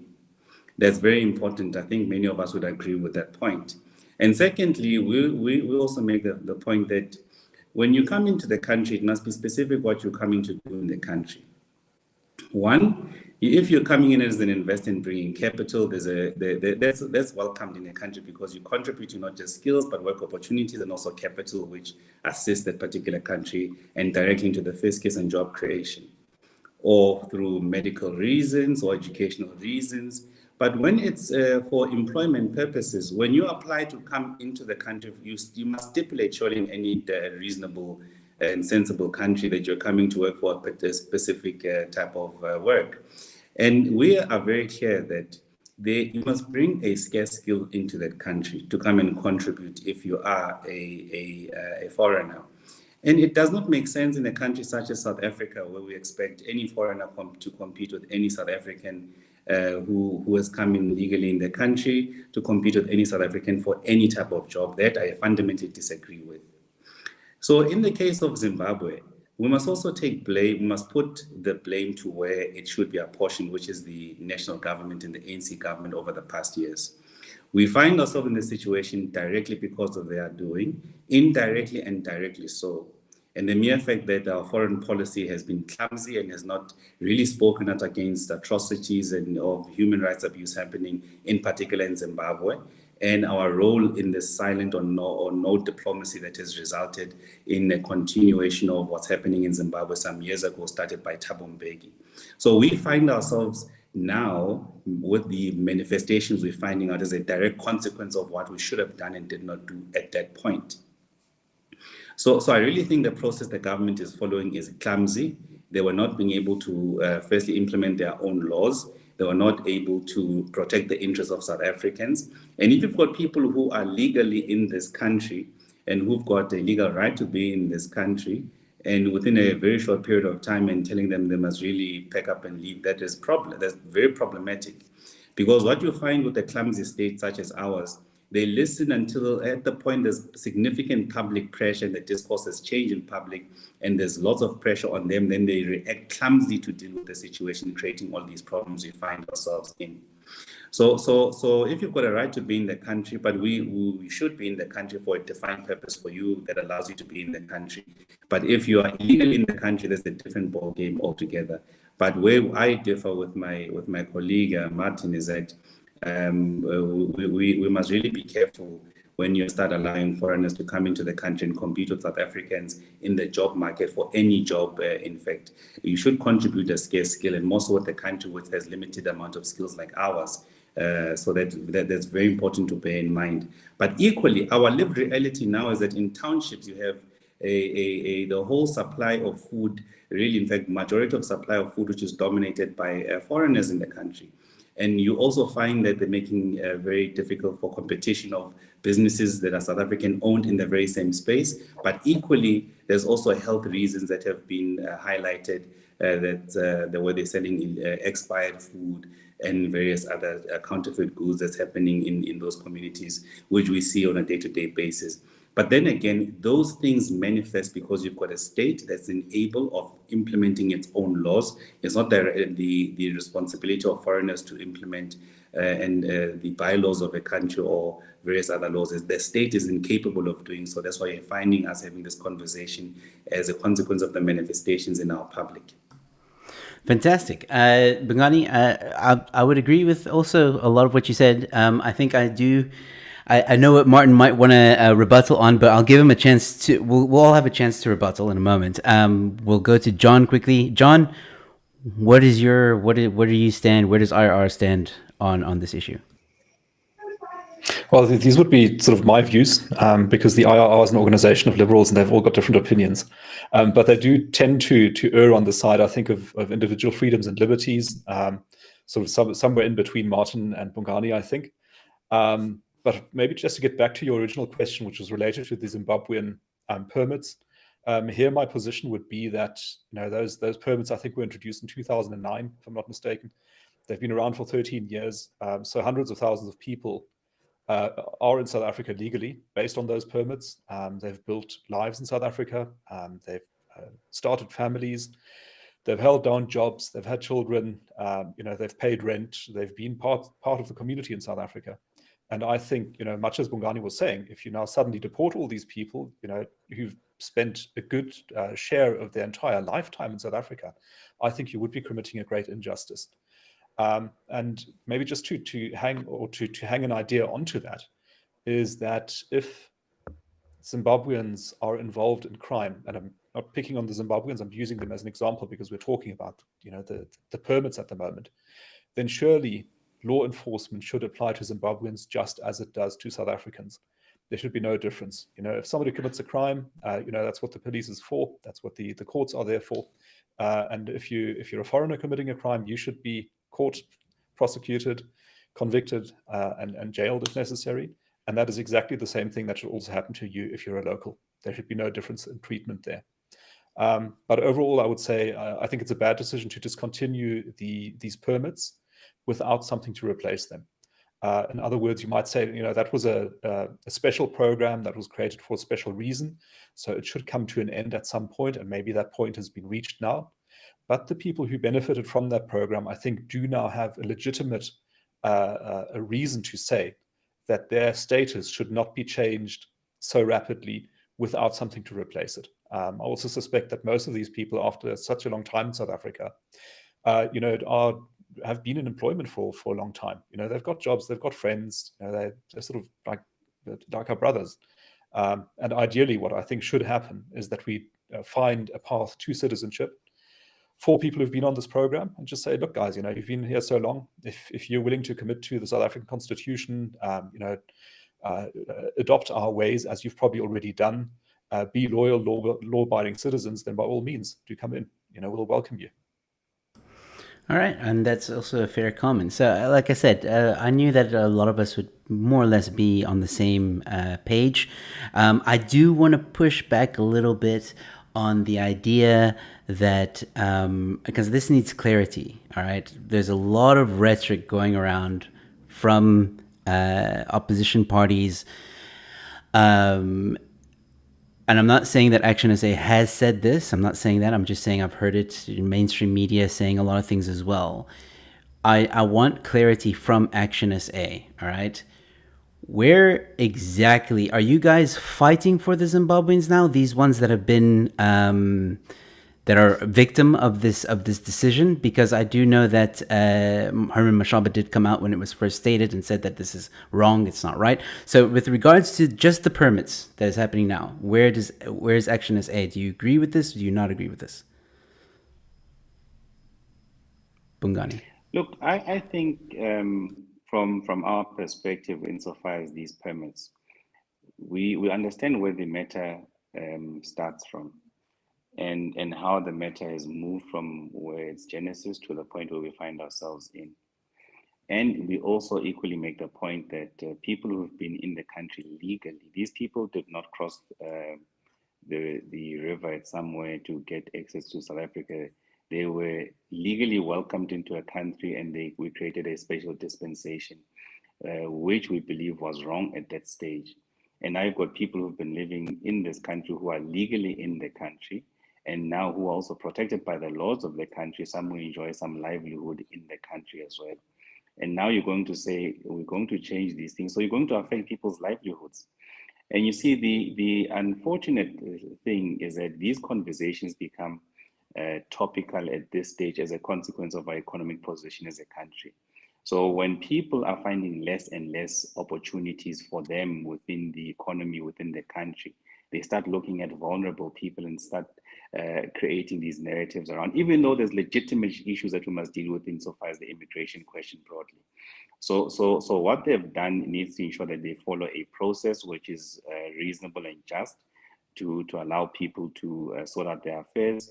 But at the same time, you see, the clumsiness of the ANC is that you allow people into the country, they are able to compete in the job market, where and without any restriction whatsoever. And now you're also going to come out and say you are also not allowed to compete in the following areas of employment. What happens to those who are already employed in those areas? So we are caught up in a storm which is created by the ANC, who are the authors of where we find ourselves at this point in time, and we really appreciate the potential impact is going to have on law-abiding foreigners in the country. All right, great. That pretty much sums it up for me. Thank you, Bongani. All right, Martin, was there something you wanted to say to Bongani's previous statements, or can I ask my next question to you guys? No, I do have thoughts on everything that everyone has said, but I guess we can put that into the conversation. We'll probably come across it, because there's one thing that I really want to get into, which is a touchy subject for a lot of people, and I've seen it on social media, I've seen it in headlines, this rhetoric that Bongani kind of touched on as well, that foreigners, and I'm not singling out any specific foreigner here, I'm talking about in general, foreigners are stealing South African jobs. I'll explain my view on this, and I'm sure I'm going to get a lot of hate for it later, but it is what it is. I side with the air of a free market would solve this problem. I think that people should be allowed to work in South Africa legally. Obviously, I'm not saying come across the border. I'm assuming all the foreigners that are coming here have come legally. And they're allowed to be in whatever industry they want to be in, whether it be carpentry, domestic, a scientist, a biologist, or whatever, whether it be speciality or not. They should be allowed to work and contribute and own businesses and create more job opportunities for even other South Africans. That's I'm trying to keep it as short as possible. That is my thoughts on that. I know that there is a problem with foreigners, taking over certain spaces. Most of them are probably illegal here anyway, and those are the ones that we should be saying, hey, get out of our country. This business is illegal. You're not allowed to be, using this or having this business here. That's where I stand. I don't believe that foreigners are really stealing jobs. I think there's other aspects, mainly because of the ANC, that some people are exploiting other people, and some people are finding loopholes in the system. So Martin, you can let me know what you think of that. So basically the question is it true that foreigners are stealing South African jobs? Yeah, so I mean, you contacted me to be on the show after I made a tweet that said not one South African is unemployed because of foreigners. And then I identified what I think the reason for our mass unemployment is. And to me, that really comes to the crux of the matter. So obviously what I was saying was hyperbole. Yes, there are some South Africans who went to a job interview and that job went to a foreigner. That does happen, obviously. So there are a few South Africans who are unemployed because a foreigner is in fact employed now. It's not that simple, of course. The owner, as I said earlier, or the entrepreneur may have their own list of reasons for why they would prefer that individual. And I happen to think that their nationality is probably very low on that list. And that's specifically when it comes to skilled jobs, skilled positions, very professional, technical, and so on. A professor from the United States who has specialized in a very specific academic field, he's going to get the job at a South African university, regardless of whether a South African professor in the same field, but not with quite the same credentials, is available. That's simply the nature of a skilled job market. But South Africa's unemployment problem is an unskilled unemployment problem, and please, I don't use the word unskilled pejoratively. That's certainly not my intention. Labor work, the type of jobs that a greater number of people can do. That's where our unemployment problem fundamentally lies. And in that respect, I don't think if you get rid of, let's say there are 2-3 million undocumented Zimbabweans in South Africa. If you say poof and they're gone, they're all back in Zimbabwe, I don't think 3 million of our 12 million unemployed South Africans are simply going to flood like an ocean into those open job postings. I don't think that is the case. I don't think that makes economic sense. And it comes down to the fact that those Zimbabweans do not occupy the jobs that they do because they are Zimbabweans. They occupy those jobs for a very basic reason that the left in South Africa, the authoritarian left associated with the ANC and the EFF, are very comfortable pointing out. They know this is the problem. They say our labor laws do not protect foreigners, and therefore they are appointed. South Africans who are protected by labor laws cannot be exploited, and therefore they are not appointed. They're absolutely correct. I'm not going to deny that even for 1 second. The reason there are 12 million unemployed South Africans is because this government decided in the 1990s, when South Africa's economic growth was just starting to pick up after years of slump during the apartheid years, when there was a ocean of investment in this country.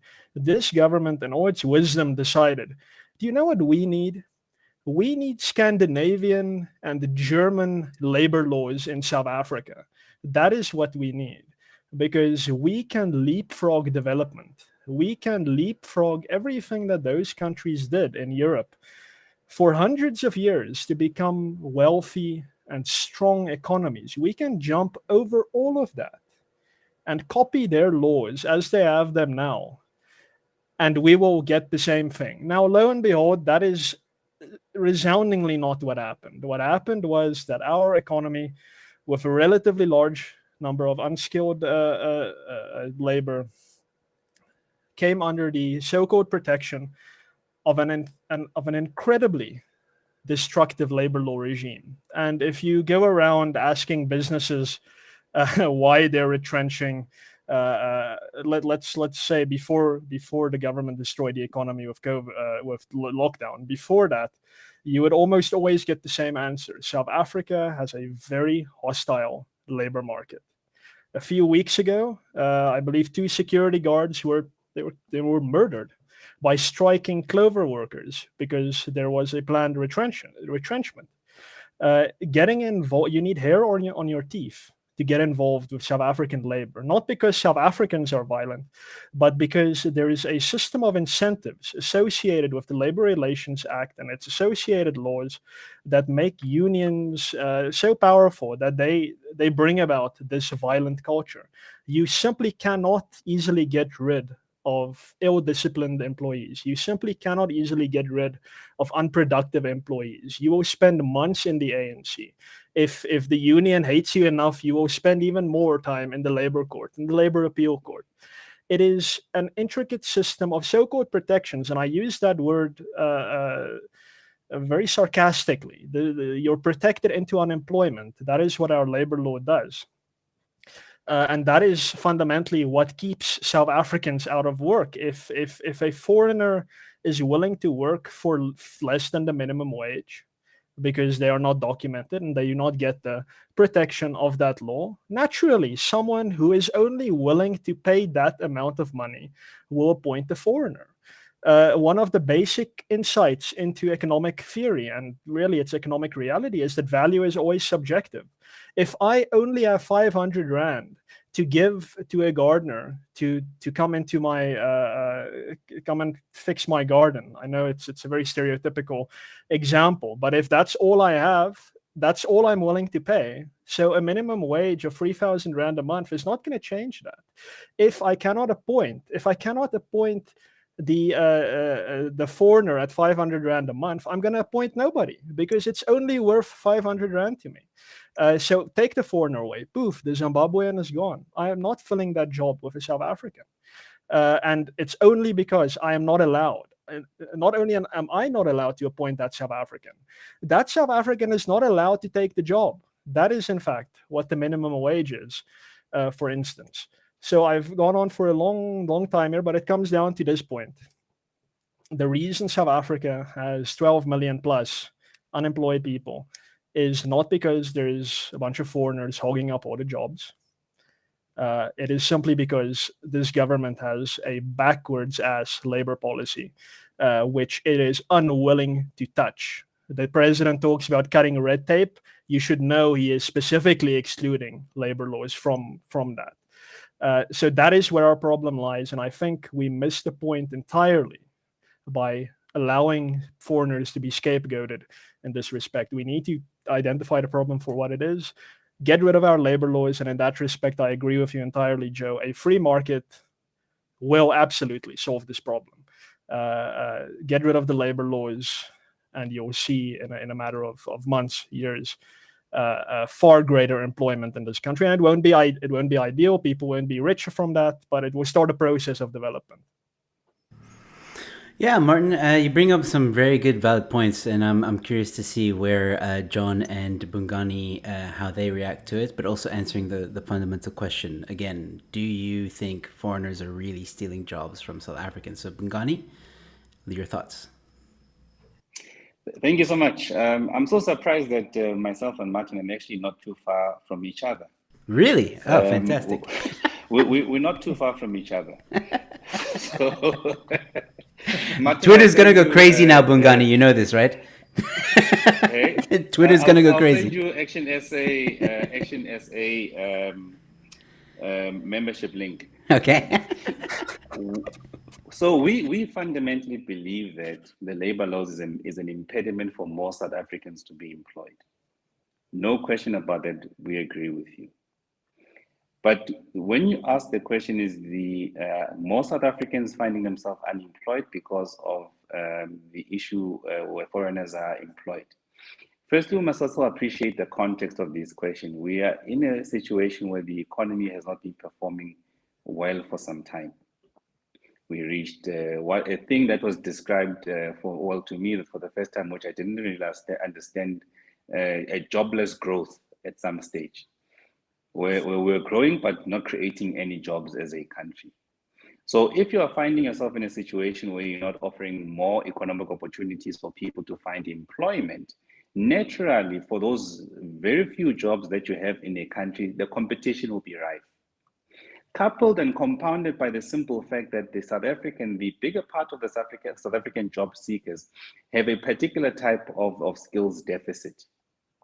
More so young people, and the census, the stat general came out a few years ago to tell us that when a young person reaches the age of 30, 32 and have not found any gainful employment, their chance of ever finding any sensible employment diminishes significantly. And what is the biggest population we sit with in our communities? So I have a full appreciation of the academic definitions and those that make sense. So now let's locate the type of thinking and challenges in a community where people have a skills deficit, they are struggling to find unemployment, and wherever they go, where they go to interact or transact economically to buy something from a Pick and Pay, to buy something from their local spaza shop, local restaurants, if they are very lucky, if they're not going there just to find employment, they're finding people who are not from the country. That's something that they see and they realize every day, and they're asking themselves in the very same environment, this person comes to rent a bedroom, my bedroom, in my own RDP, there's a shed behind, and the person works in a shop which I don't work. That's a lived reality there. So unfortunately, in a situation where every economic opportunity is seriously contested, and it manifests because we've got a useless government, which is unable to implement its laws. And by the way, the illegal foreigners in the country are beneficial for various reasons and for various people. So there's a value chain that many people don't want to speak about, the value chain of illegal foreigners and how they benefit some people and in some sectors of the economy, and to the detriment of South Africans. Whether or not South Africans will not accept that, or whether they will accept that, for me, it's very different. When I was the mayor, people were accepting between 80 Rand and 100 Rand a day. And if you compare to what somebody who works in ShopRite earns, to a certain extent, you find that there's a job that they will gladly take. So sometimes I have difficulties with the reasoning that South Africans refuse to take a specific amount and therefore foreigners take that. I think that's not the real reason. In fact, it may well be that foreigners are paid much less than what the minimum wage would be. In fact, so there's a serious exploitation happening at that stage, and it's something that we've dealt with for an experience as well. We don't have an issue when you're coming into the country and you're competing, you've got a scarce skill. It's much more technical in nature. We don't find those skills in the country, and there's an issue of also transfer of the skills. You benefit the country and the economy. No issues with that. So there, like anywhere in the world, there's no country in the world where a foreigner can just apply and come and just immediately start working without any limitations or prohibitions, and to see whether you are educated or whether you're going to pose lots of problems in the country. It's difficult even for a country of South Africa, which is the type of socio-economic dynamics that we have, and the type of stunted economy and regression in the economy and the levels of poverty and disparities between those who have and those who don't have. So if the government does not do anything meaningful in trying to grow our economy, offering more opportunities and dealing decisively with issues of illegal immigration, unfortunately, me and you having this conversation is not going to quail anything that's going to happen in these communities which we interact with regularly. So I can tell you, we are sitting on a ticking time bomb in these communities. And for them, it becomes a lived reality that someone who's renting in my own backyard is a South African, where I don't find employment, and we all walk to the same shop, right, and they're employed there, and I am not employed there. So these are some of the lived realities that we must confront and be able to deal with. So we must actually be able to marry the academic perspectives and the lived reality, and be able to find each other somewhere to be able to resolve the situation. Thank you. All right. Well, that makes sense as well. Okay, that was interesting. John, your thoughts? Yeah, I'm trying to be a little bit less fuzzy. There we go. I think my camera is focused. I think that our unemployment problem is so terrible that it far eclipses any problem that we might have with foreigners or not. We've got 44.6% unemployment on the expanded definition. Our youth unemployment is around 75%. We've just looked at some stats on long-term unemployment. So around 70% of our unemployed people are without a job for longer than a year, which is terrible.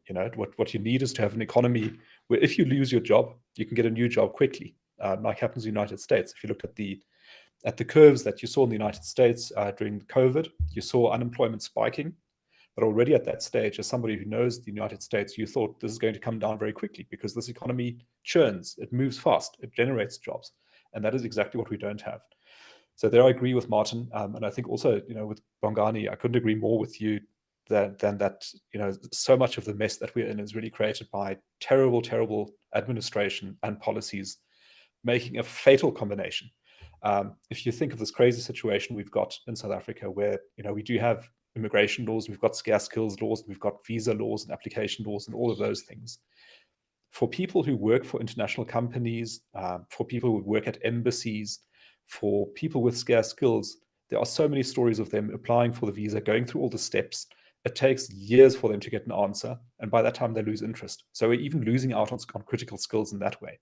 So on the one end, we've got very tight laws, which are being applied at the upper end. And then we've got the same laws, which are not applied at all at the bottom end. So if you're not one of those people who goes through the orderly route of applying for a job, you can walk across the border and you'll be fine. And no wonder that it's a schizophrenic situation. We think, what kind of world are we living in here? We've got the laws, and sometimes they apply, sometimes they don't apply.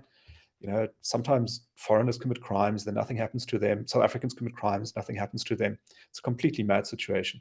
But overall, I think the way to solve it is ultimately through economic growth.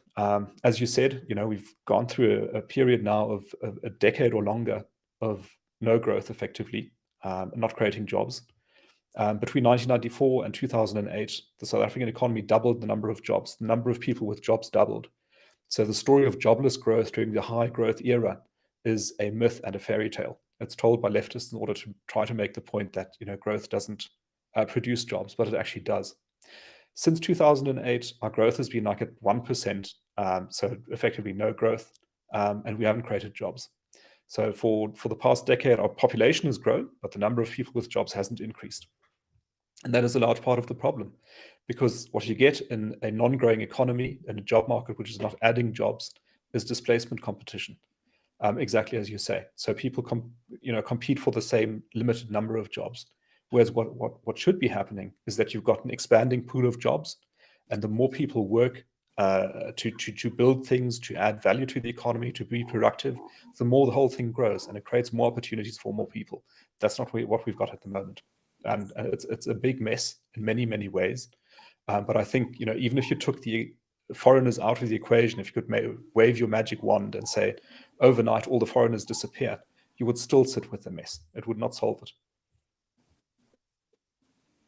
Yeah, absolutely. So here's what I'm gonna try and talk to you guys about next, right? So this is actually one of the main reasons why I got you guys on the show, and I'm very happy to hear everyone really speak truth. Everyone's saying things that sound rational, honest, like rational thinking, right? So why is there such a pushback when we say things as simple as, even if you take away all the foreigners in South Africa immediately, like you just 2 million of them, boom, like Martin said, and I'm tomorrow. sorry, can you guys hear me? I'm really struggling with the sound on my side. Oh yeah, we can hear you, Bongani. Can you hear me properly? Yeah, we can hear you. Bongani, there's a symbol, an up and down arrow somewhere on your. Oh, okay. He's probably struggling a bit with connection there. Okay, well, I'm sure you'll join us again. But yeah, as I was I'll wait for him to come back in just a moment. Let me just also do some explaining to some people who may have just tuned in. Ladies and gentlemen, if you've just tuned in, I'm sitting here with Martin van Staden. I'm also sitting here with John Endres from the IRR, and I'm sitting with Bongani, who just came back from Action SA, ladies and gentlemen. We're chatting about the Zimbabwean permits that have been withdrawn, and we're also chatting about if foreigners are really the reason why South Africans don't have jobs. And we're in the middle of that right now. I see some of you guys have been asking questions. It's greatly appreciated. Keep those questions coming in. I will pass them on to my guests towards the end of our conversation. So as I was saying before, basically there's this weird pushback in South Africa. It's almost like they don't want, some South Africans and some people in South Africa don't want to acknowledge that, you know, if foreigners did disappear tomorrow, that South Africans, you know, like Martin was saying, if 2 million disappear tomorrow, it doesn't mean that 2 million South Africans are going to have a job immediately. And I see that a lot. Like, people get really upset. They're like, oh, but I want my job, and if this person leaves tomorrow, I'll probably get it, blah, blah, blah. Why, guys, do you think there is such a pushback when it comes to just having an honest discussion about this topic? Martin, you can go first. Yeah, sure. So I'm definitely not a psychologist or anything like that. So everything I say here is just at least what I get from the situation. And to me, it seems to be a sign of when the type of clumsy government policy, government behavior that Bongani was talking about earlier really becomes entrenched. So I don't think any South African, not the most committed supporter of the ANC, will dispute the fact that the government is largely to blame for much of the trouble we have in South Africa today. That's just universal opinion now. It's exclusively in Parliament when I do submissions, when I say things, when they're like, hey, excuse me, sir. No, we don't think you're correct on that. Are you sure it's government? And I'm like, yes. We're all very sure it's government, but it's now become so entrenched. It's normal. We've become desensitized to it. So when you get on the political scene and you say, "I got it. I know what the problem is. It's government. We just have to vote for another government," people don't seem to get inspired by that, and that's why I think. It's not only in South Africa, but all around the world, there is this temptation to try and find scapegoats. In South Africa, historically, that scapegoat has been during apartheid. It was communists and blacks. Since apartheid ended, it's the whites. But that's now also lost much of its pull. I think a lot of South Africans, as the IRR's research has shown many years now, South Africans don't really fall for that anymore. Unfortunately, voters tend to still vote for the same old tired parties. But on the whole, South Africans aren't convinced that the scapegoat in South Africa in the democratic era are a bunch of mustache twirling white capitalists trying to get everyone. So the next best thing, really, I guess, is foreigners. It's not a new phenomenon in political history that foreigners have to bear the brunt of scapegoating in a society that is verging on collapse in many ways. We've seen this throughout history, where people are just grasping for the third force. Is it the globalists? Or the foreigners? Is it white monopoly capital? Simply because saying it is government and government policy. It's South Africa's problem is really simple. We have a large host of very bad laws, and if you get rid of those, the problem virtually disappears. That's a very simple answer, and people simply see that that's not going to happen with this government, and God willing, this government isn't going to be around for too much longer. But up until this moment, we're still quite used to it, and foreigners are the new toy to bite and rip up. So that is my theory to an extent. I think if you look at what economists have said about the benefits of immigration, I think of people like Johan Norberg, people like Brian Kaplan. It's almost universally good. immigration is simply good for any society. You have that on one end, and then on the other end you have this visceral, and in South Africa, very violent. I want to use the word hate for foreigners. That contrast is perplexing, and the main reason I can really see for that is that South Africans are grasping at straws for someone to blame. It's not the whites, so it's going to be the foreigners. And then, I mean, as Bongani said, it becomes easier when you go to ShopRite and the foreigner living in your backyard has the job, but you're unemployed. So it becomes something that you experience, and you come to the incorrect conclusion. That person is not employed because they're a foreigner. They're not employed because the owner of ShopRite wants to keep you poor. That person is, according to my view, employed simply because they're offering something that you do not offer, and that's something that only the business owner can determine. That is not something that government can determine for them, and that's not something you can determine for them. So then you see that, and you're like, well, we need to get the foreigners out. So again, I'm not a psychologist, but it seems to me that we want someone to blame, and foreigners are just an easy scapegoat that is available for blame, and it's always been that way. It's probably going to be that way for a century more or so. Well, so I think it's a fair analysis on the question. Bongani, I'm going to come to you, but I'm going to ask a slightly different question because, again, you're in politics. You are a politician. You are with Action South Africa, and I want to ask you, being someone who's on the inside, so to speak, Action SA has not been shy about where they fall or where they stand on foreigners, illegal ones and legal ones. And I think Action SA really, made some noise in a way with making that stance. Herman Mashaba being, at one point being called the Trump of South Africa, which I found I had a bit of a chuckle at. But I think, and look, I've had Herman on my show. I think he's a great guy. And the point I'm trying to get to is, where does Action SA or where do you, Bongani, sit on this idea that basically, Action SA kind of started it. DA tried it. It didn't really work out for them. The message was misread. Some other political parties are now jumping on the bandwagon as well. What in the political sphere of this, doesn't it seem kind of crazy to get pushback for again thinking so rational and all that stuff? So yeah, and then now the ANC kind of jumping on the bandwagon in a way, but doing it clumsy, like we've discussed. From a political stance, how does it feel to have this pushback, and where do you think it comes from?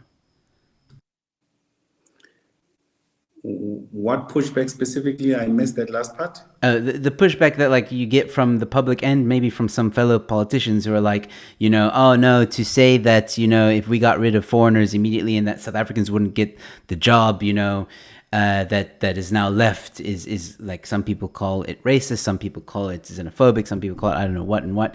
But yeah, that pushback and the experience you've had from your opposition parties. Look, we live in a democracy, and there'll be differences of views, and that's something we appreciate.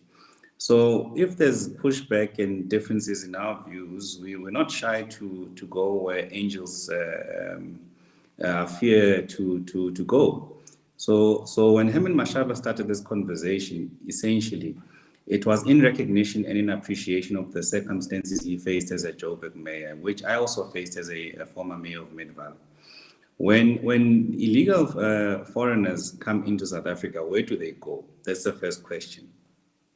They move towards the urban centers through a process of moving from the border right down to secondary cities and then to cities themselves. When they get to the cities, they firstly, from my case in Midvaal, you would find a lot of people from Lesotho. So they would move to Midvaal in the peripheries, in the informal settlements. So whenever you are planning for housing provision, water provision, electricity provision, the numbers that you had to plan to use as a basis to plan were always blown out of the actual number. So so the backlog became even more and more because there are more people who were utilizing those services. So the strain alone on the social infrastructure and engineering infrastructure is immense. So never mind the economic question, but the reality, that's what we faced. On numerous occasions when we had people protesting, demanding water and sanitation in Midval and those informal settlements, more than 60% of them were foreigners, right? So they move into the peripheries. They also start demanding and putting pressure on the public and infrastructure, and start becoming violent as well. This is something that I experienced numerous times. And at times when the leaders were arrested, the SEPs used to come back and tell us that the majority of them are actually people from Lesotho and Zimbabwe and some Malawi. So when they come illegally into the country, they go somewhere. And unfortunately, it's not at a macroeconomic level or finds expression there. It's at a local government level where we deal with the ramifications and implications thereof. And all of these things have a knock-on effect.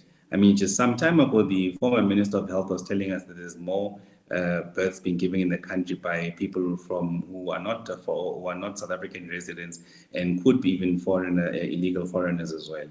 So when there's pushback against these things, we are informed by reality to say this is not normal, that you find foreigners who find themselves in the most vulnerable situations in the periphery, who put a strain on the infrastructure of the country, who also at times, as other ministers now are saying, that there's syndicates that are led by foreigners, etc., etc., etc. So this situation is not normal at all, and we can't allow for it to be normalized. So someone has to go where angels fear to go and raise these issues sharply as they are, because they must inform policy. And we must raise these things because they manifest at a local government level. And the difficulty with this type of politics, you need to strike a balance between things that matter for various socioeconomic groupings and things that they experience differently. So there's no person who can tell me that someone who's a middle-class person would feel the same brunt as someone who's in an informal settlement who has to live amongst the type of environment and share resources and compete at the type of level. So we understand what we're trying to build as a party, but we're also going where angels fear to go and speaking out against what we believe is an injustice, and something has to fundamentally change. And no one is going to silence us. And we don't mind whether John has different views, Martin has different views. We are adults and we live in a democracy. It's not a dictatorship. We will contest with views, and no one is going to tell another person what not to do and what not to say. And we're going to campaign on these things and demonstrate the inefficiencies of the national government, which, as a consequence of their mismanagement, has given us all of these strange situations we deal with today, and that becomes our reality, which should never have been the case. So for us, we don't mind people not sharing our views. What we know, as a matter of fact, there's millions of other South Africans who believe in what we are saying. We're not advocating for people to actively pursue foreigners and do citizens arrest and go knocking on one door on another shop to check how many foreigners are you employing, how many of this are you employing. That is the sole responsibility of law enforcement, and they've been sleeping all this time. And as a consequence of their inactivity, South Africans are going to go after South Africans, because how do you tell? You can't tell by looking at John if he's a foreigner. I don't have that type of skill, or look at Martin and say, Martin looks like a foreigner. So how do you determine? So John, obviously, everyone knows that John has a bit of a strange accent.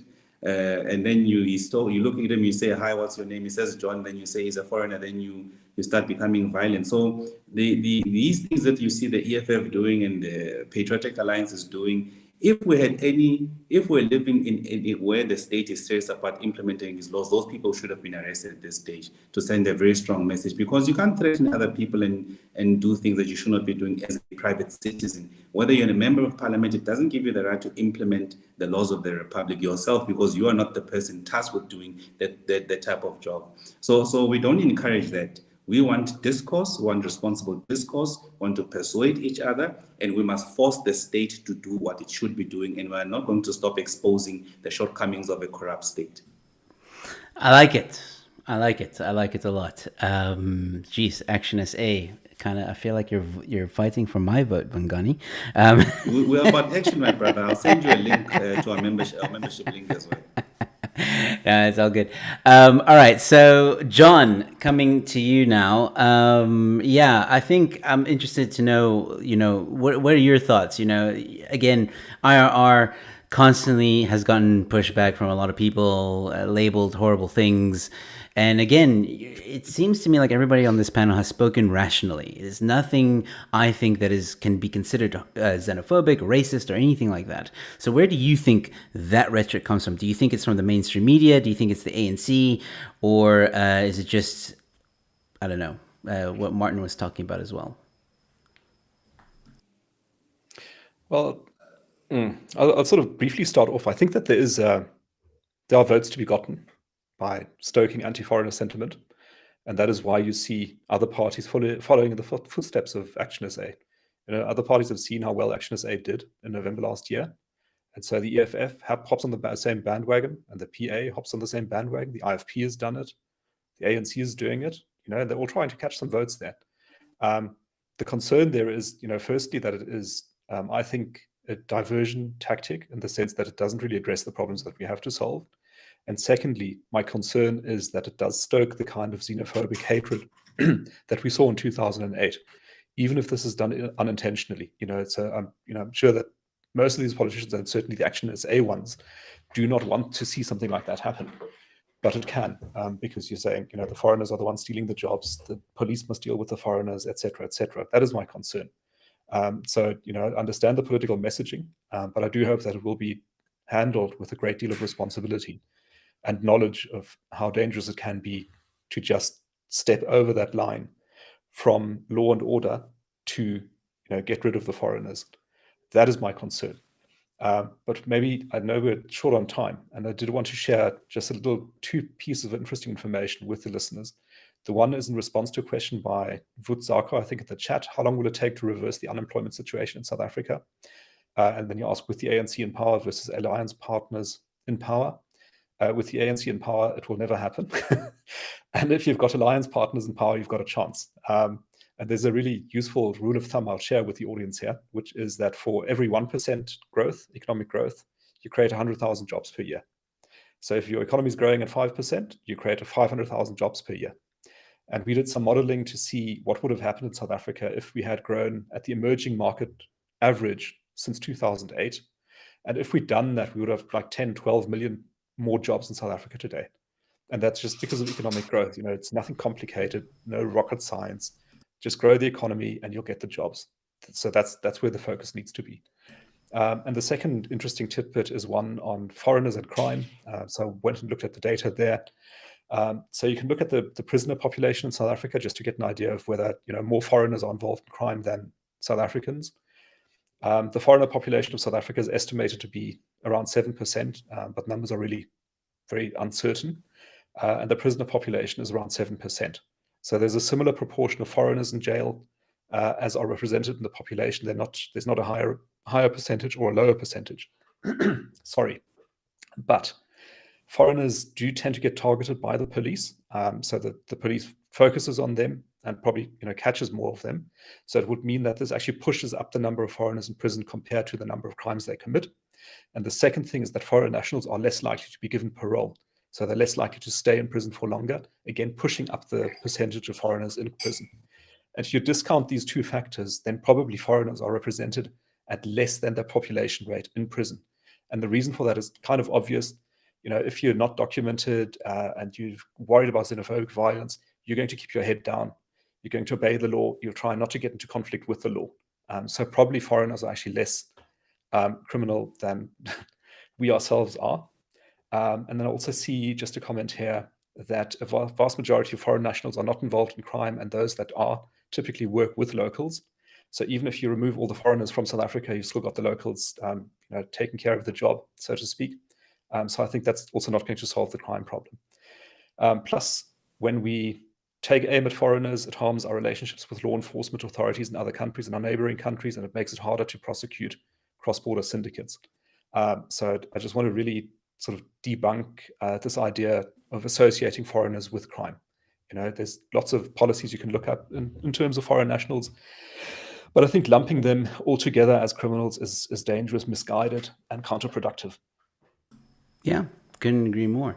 Yeah, this is John. Sorry, you're right. We are running a bit out of time. If I can just borrow you guys for like maybe 5 to 10 minutes,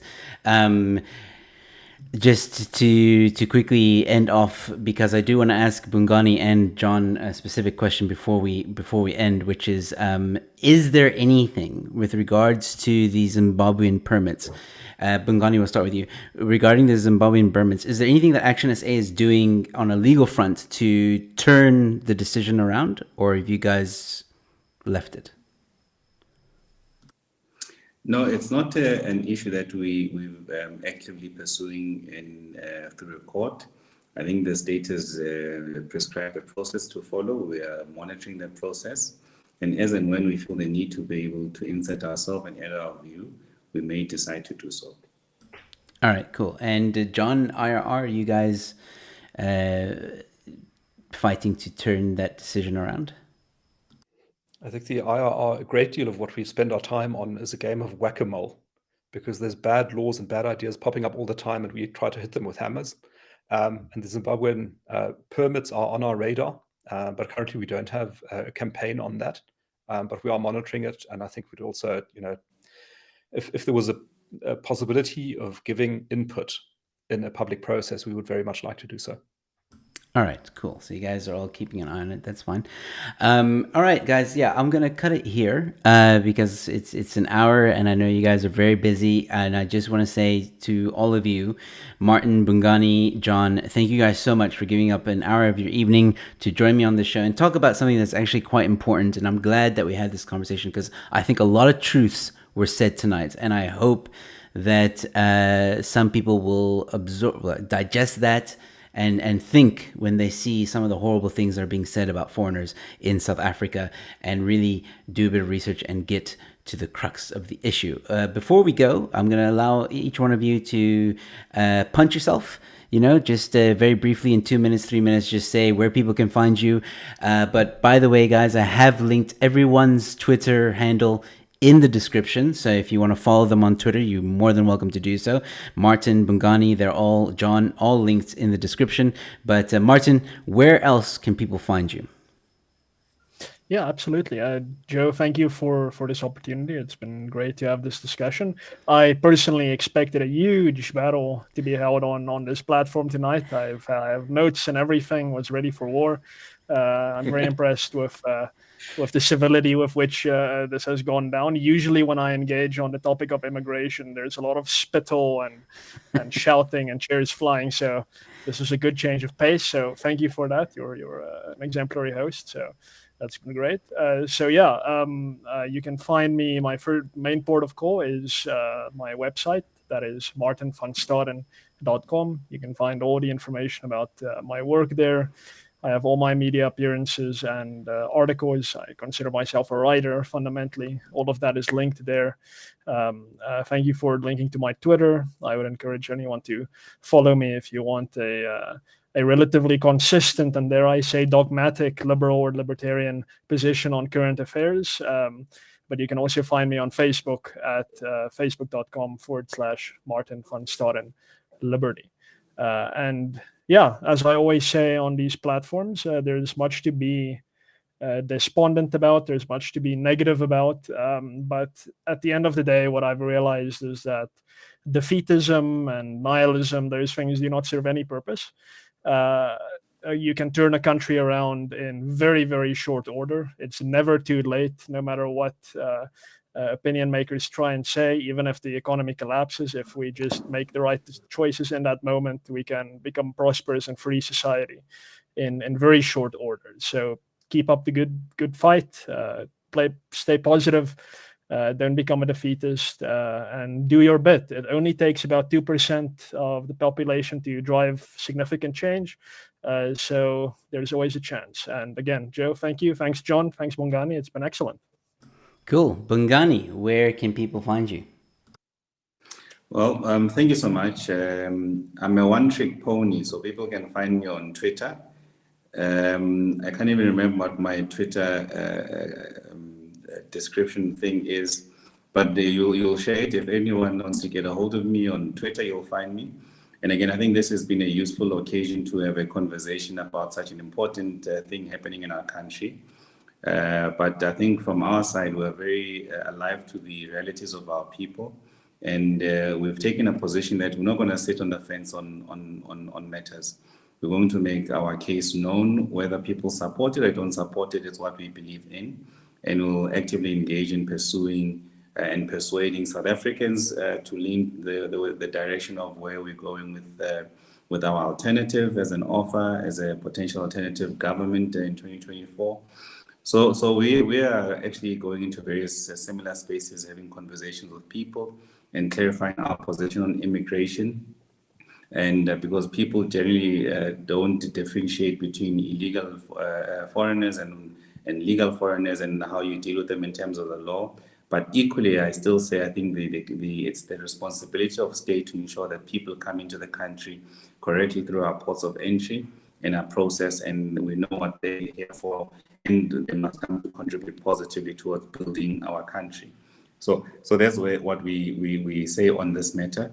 I know many people don't agree. We've been saying it, our leaders been saying it for the longest of time to trigger debate along this.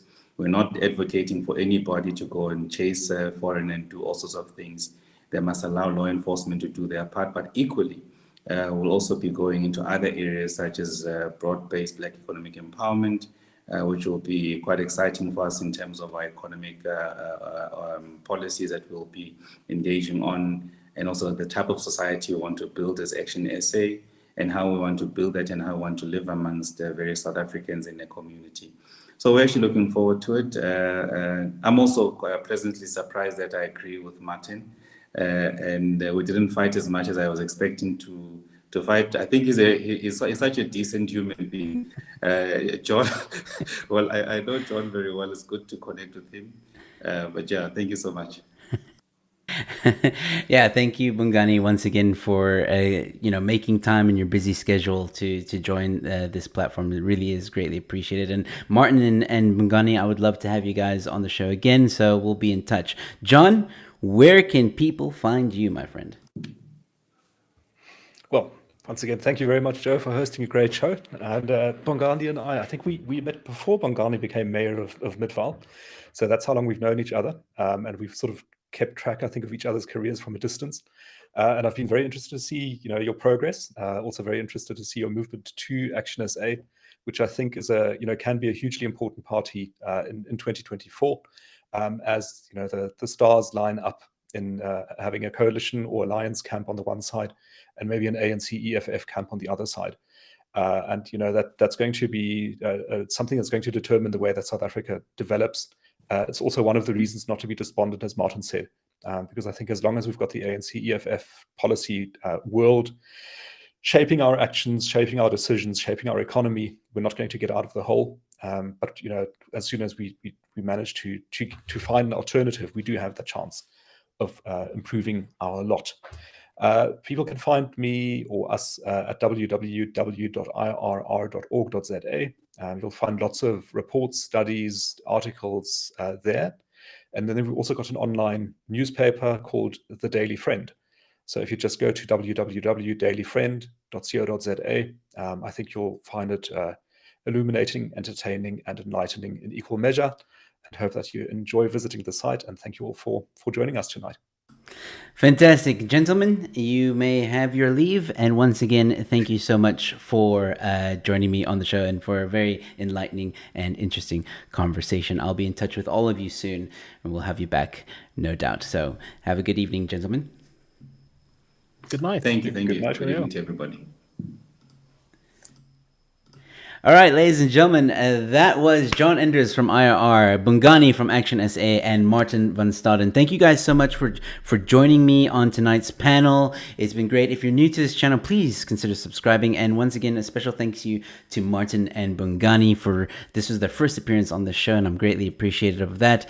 They made time to come on and discuss this. And I was also expecting some fireworks, I'm not going to lie, but I'm pleasantly surprised by how well discussed this issue was, and I think, the Zimbabwean permits, it is an atrocity what the ANC is doing to some of these legal immigrants that are here, and hopefully as soon as there's an opportunity, these organizations and the parties will oppose it. Everyone's kind of just lying in wait to see what happens, but I do think it's a little bit unfair because some people have made a life in South Africa at the moment. But this was very insightful as well, talking about, are foreigners really stealing South African jobs? And I think my panelists would agree, no. I mean, there are some situations, yes, but for the most part, the ANC is to blame for the lack of job opportunities. And that's something you mustn't forget about, and everybody must start realizing in South Africa. So with that being said, ladies and gentlemen, I'll be back Thursday evening. It's going to be a nice casual conversation with me at 7 o'clock. Then at 8 o'clock, I am joined by some comedians, and we're going to continue that laid back conversation. Do join us. It's always a lot of fun chatting to comedians. You can ask us anything, and we'll probably review some TikTok videos and make fun of that as well. So if you have any TikTok videos, you're more than welcome to send them through if you think it's going to make us laugh, and we'll share a laugh with you. Thursday evening is always just a great way to end off the week and have and share some laughs with me and fellow comedians. I'll be back next week as well, ladies and gentlemen. Monday evening, I'll have a guest. Tuesday, I'll have another panel discussion, which will surely be another interesting evening. So once again, thank you all so much for tuning in. Thank you all so much for watching and commenting and liking and sharing. You guys are awesome. Thank you so much. Don't forget, please consider, if you're new to this channel, to subscribe. If you have been subscribed, you enjoy this content, you want to support me, you want to support the channel, please consider becoming a member as well. Ladies and gentlemen, once again, have a good evening, have a great night. Thank you so much for tuning in, and as always, stay safe, be kind to one another, and I'll see you at the next one. Cheers.